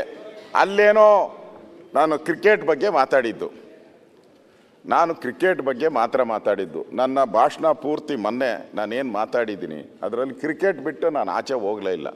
ನೆನ್ನೆ ಪರಮೇಶ್ವರರು ಉತ್ತರ ಅದೇ ಕೊಟ್ಟಿದ್ದು. ನಮ್ಮ CM ಅವರು ಊರೆಲ್ಲ ಸುತ್ತಾಡಿಸ್ಬಿಟ್ರು ನಮ್ಮನ್ನು. ಈ ನಮ್ಮ ಆಟೋದಲ್ಲಿ ಹತ್ತಿದ್ರೆ ಜಗತ್ತನ್ನೇ ಜಗತ್ತನ್ನೆಲ್ಲ ಸುತ್ತಾಡಿಸ್ಬಿಟ್ರು. ಜಗತ್ತನ್ನೆಲ್ಲ ಸುತ್ತಾಡಿಸಿ ನಮ್ಮ ಪ್ರಶ್ನೆಗಳಿಗೆ ಅವರು ಉತ್ತರ ಕೊಡಲೇ ಇಲ್ಲ. ಕೊನೆಗೆ ಮುಖ್ಯಮಂತ್ರಿಗಳು ಅವರ ಟ್ವೀಟಲ್ಲೂ ಹೇಳಿದ್ದಾರೆ, ಅವರು ಭಾಷಣದಲ್ಲೂ ಹೇಳಿದ್ದಾರೆ, ನನಗೆ ಸ್ಟೇಡಿಯಂಗೆ ನಾವು ಪರ್ಮಿಷನ್ ಕೊಟ್ಟೇ ಇಲ್ಲ ಅಂತ ಹೇಳಿದ್ದಾರೆ. ಇವತ್ತು ಅದೇ ಸ್ಟ್ಯಾಂಡಲ್ಲಿ ಇದ್ದಾರೆ. ನಾನು ಹೇಳ್ಬಿಡ್ತೀನಿ, ಇವತ್ತು ಅದೇ ಸ್ಟ್ಯಾಂಡಲ್ಲಿ ಇದ್ದಾರೆ. ಕೊಟ್ಟಿಲ್ಲ ಅಂದಮೇಲೆ ಕೊಟ್ಟವ್ರು ಯಾರು? ಪೊಲೀಸವರು ಕೂತ್ಕೋತೀರಾ? ದಯಮಾಡಿ ನೀವು ಅನುಮತಿ ಕೊಟ್ಟಿಲ್ಲ, ನಾನು ಕೊಡ್ತೀನಿ ಸರ್, ಮಾತಾಡಿ. ಕೂತ್ಕೊಂಡ್ರೆ ಹೇಳ್ತೀನಿ. ಆಯ್ತು, ಹೇಳಿ ಸರ್. 2009ರಲ್ಲಿ ಒಂದು ಗೌರ್ಮೆಂಟ್ ಆರ್ಡರ್ಸ್ ಆಗಿದೆ, ಪೊಲೀಸ್ನವರು ಆರ್ಡರ್ಸ್. ಏನಪ್ಪ ಅಂತಂದರೆ ಲೈಸೆನ್ಸಿಂಗ್ ಆರ್ಡರ್ಸ್ನ ತಗೋಬೇಕು ಅಂತ. ಲೈಸೆನ್ಸಿಂಗ್ ಆರ್ಡರ್ಸ್ ತಗೊಂಡೇ ಇಲ್ಲ. 2009ರಲ್ಲಿ ಲೈಸೆನ್ಸಿಂಗ್ ಆರ್ಡರ್ ಕೊಡಬೇಕು ಅಂತ ಇದು ತಗೋಬೇಕು ಅಂತ ಇದೆ, ಇವ್ರು ತಗೊಂಡೇ ಇಲ್ಲ. Without the licensing orders they have conducted the function. ಅವ್ರು ಈಗ ಲೈಸೆನ್ಸ್ ತಗೊಂಡಿಲ್ಲ ಅಂದಮೇಲೆ ಸನ್ಮಾನ್ಯ ಅಧ್ಯಕ್ಷರೇ ನಾನು ಕೇಳೋದು, ಪೊಲೀಸ್ನವ್ರು ನಿಲ್ಲಿಸ್ತಿಲ್ವ ಅಂತ ಸಸ್ಪೆಂಡ್ ಮಾಡೋದು. ಲೈಸೆನ್ಸ್ ತಗೊಂಡಿಲ್ಲ ಅಂತ ಮುಖ್ಯಮಂತ್ರಿಗಳು ಹೇಳಿದ್ದಾರೆ. ಲೈಸೆನ್ಸ್ ತಗೊಂಡಿಲ್ಲ ಅಂದಮೇಲೆ ಉಪಮುಖ್ಯಮಂತ್ರಿಗಳು ಹೆಂಗೆ ಹೋದ್ರು? ಅದಕ್ಕೆ is A illegal function. It is A illegal. ಇಲ್ಲಿ ಸರ್ಕಾರ ಅದಕ್ಕೆ ಅನುಮತಿ ಕೊಟ್ಟಿಲ್ಲ ಅಂತ ಮುಖ್ಯಮಂತ್ರಿ ಡಿಕ್ಲೇರ್ ಮಾಡಿಬಿಟ್ರು. ಆದಮೇಲೆ ಇಲ್ಲೀಗಲ್ ಫಂಕ್ಷನ್ಗೆ ಸನ್ಮಾನ್ಯ DK ಶಿವಕುಮಾರ್ ಯಾಕೆ ಹೋದರು? ನಮ್ಮ ಪ್ರಶ್ನೆ ಅಷ್ಟೇ. ಅವ್ರಿಗೆ ಗೊತ್ತಿಲ್ಲ, ಇದಕ್ಕೆ ಅವ್ರಿಗೆ ಗೊತ್ತಿಲ್ಲ. ಅಯ್ಯೋ, ಆಮೇಲೆ ಬಿಡಿ. ನಿಮ್ಮ ಪಾರ್ಟಿಯವ್ರಿಗೆ ಅವ್ರಿಗೆ ಖುಷಿ ಮಾಡೋಕ್ಕೂ ಆಗಲ್ಲ. Very simple. ಅಲ್ಲ, ನೆನ್ಸ್ಕೊಂಬೇಡ ಅಂದ್ರೆ ಬೇಡ. ನೀನು ನೆನ್ಸ್ಕೊಳ್ಳೋದೇ ಇಲ್ಲ, ನಾವು ನೆನ್ಸ್ಕೊಳ್ಳೋದೇ ಇಲ್ಲ. ಕಾರ್ಯಕ್ರಮ ನಡೀತು. ಅಲ್ಲಿ ಶಂಕರು, ನಮ್ಮ ಅಧ್ಯಕ್ಷರು KC ಅವರೆಲ್ಲ ಪಾಪ ಜಾಗ ಇಲ್ಲದೆ ಬಿಕ್ ನೋಡ್ತಾ ಇದ್ರು. ಅವರು ಸ್ಟೇಡಿಯಂಗೆ ಹೋಗ್ಬೇಕಾಯ್ತು. ನಾನು ಡಿಸ್ಟ್ರಿಕ್ಟ್ ಮಿನಿಸ್ಟ್ರು, ನನಗೆ ಬಂದು ಪೊಲೀಸ್ ಅವರು ಒಂದು ರಿಕ್ವೆಸ್ಟ್ ಮಾಡ್ಕೊಂಡ್ರು, ಸರ್ ಒಂದು 10 ನಿಮಿಷದಲ್ಲಿ ಮುಗಿಸೋಂಥ ಒಂದು ವ್ಯವಸ್ಥೆ ಮಾಡಬೇಕು ಅಂತ ಪೊಲೀಸ್ ಕಮಿಷನರೇ ಪರ್ಸನಲ್ ಕೇಳಿದ್ರು. ನಾನು ಹೋಗಿದ್ದು ನಿಜ, ಅಲ್ಲಿ ಇದ್ದಿದ್ದು ನಿಜ. ಅವ್ರಿಗೆಲ್ಲ RCB ಅವ್ರಿಗೆಲ್ಲ ಅವ್ರಿಗೆ ಯಾರು ಮಾತು ಕೇಳಲ್ಲ ಸರ್, ನೀವು ಒಂದು ಮಾತು ಹೇಳಬೇಕು ಅಂತ ಅಂದರು. ನಾನು ಹೇಳಿದ್ದು ಹೇಳ್ತಾ ಇದ್ದೆ, ಇದೇ ಮಾತನ್ನ ನಾನು ಕುನ್ನ ಮುಂದೆ I have given my confession statement. ನಾನು ನಾನೇನು ಹೋಗಿಲ್ಲ ಅಂತ ಪರ್ಮಿಷನ್ ನನಗೇನು ಅವಶ್ಯಕತೆ ಇಲ್ಲ. ಇಟ್ ಈಸ್ ಮೈ, ನನ್ನ ಜವಾಬ್ದಾರಿ ಇದೆ. ನಾನು ಹೋಗಿದ್ದೀನಿ, ನನ್ನ ಡ್ಯೂಟಿನ ಪಾಪ ಪೊಲೀಸ್ ಅವ್ರು ಹೇಳಿದ್ರು ಅಂತ ಅಟೆಂಡ್ ಮಾಡಿದ್ದೀನಿ. ಅಲ್ಲಿ ಹೋಗಿದ್ದೀನಿ, ಮುತ್ತು ಕೊಟ್ಟಿದ್ದೀನಿ, ಇಶ್ಯೂ ಮಾಡಿದ್ದೀನಿ, ಎಲ್ಲ ಮಾಡಿದ್ದೀನಿ. ಈಗಾಗಲೇ ಸಾಕಷ್ಟು ಹೇಳಿದ್ದಾರೆ. ನನ್ನ ಅನುಮಾನ ಏನು ಅಂದರೆ ಕೇವಲ ಒಂದು ಗಂಟೆಯಲ್ಲಿ ಆ ಸ್ಥಳಕ್ಕೆ ಬರ್ಬೋದಾದಂಥ ದೂರದಲ್ಲಿ ಸುಮಾರು 10,000 ಪೊಲೀಸ್ ಫೋರ್ಸ್ ಬೆಂಗಳೂರು ಒಳಗಿದೆ. ನೀವು ಅದರಲ್ಲಿ ಎಷ್ಟು ಡ್ರಾ ಮಾಡಿದ್ರಿ? 4 ಲಕ್ಷ ಜನ ಸೇರ್ತಾರೆ, 5 ಲಕ್ಷ ಜನ ಸೇರ್ತಾರೆ, ಮೊದಲಿನ ರಾತ್ರಿನೇ ಎಲ್ಲರೂ ಕೂಡ ಗೊತ್ತಿತ್ತು. ನೀವೀಗ ಹೇಳ್ತೀರಿ 5 ಹೆಣ ಬಿದ್ದಿರ ಮೇಲೂ 1 ಗಂಟೆ ನಂತರ ನಿಮ್ಗೆ ಗೊತ್ತಾಗ್ತದೆ ಒಬ್ಬ ಮುಖ್ಯಮಂತ್ರಿಗೆ. ಅಂದರೆ ನಿಮ್ಮ ಮತ್ತು ಪೊಲೀಸರ ಬಾಂಧವ್ಯ ಏನಿದೆ?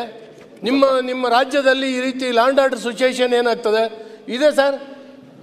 ಪುನೀತ್ ರಾಜ್ಕುಮಾರ್ ತೀರ್ಕೊಂಡ್ರು 1 ಗಂಟೆನಲ್ಲಿ.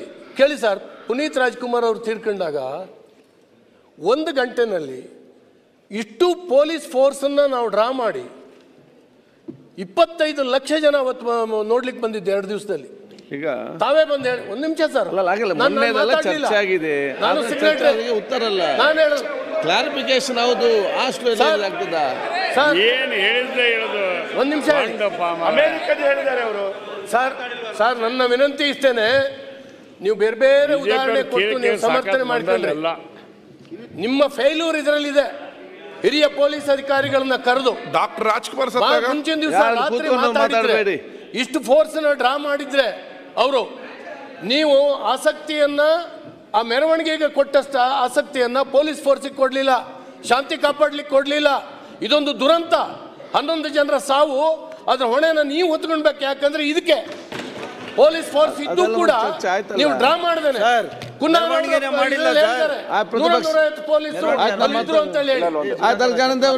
ಏನು ಸರ್ಕಾರದ ಹಣೆ ಬರ ಏನು? ಡ್ರಾ ಮಾಡ್ಲಿಲ್ಲ.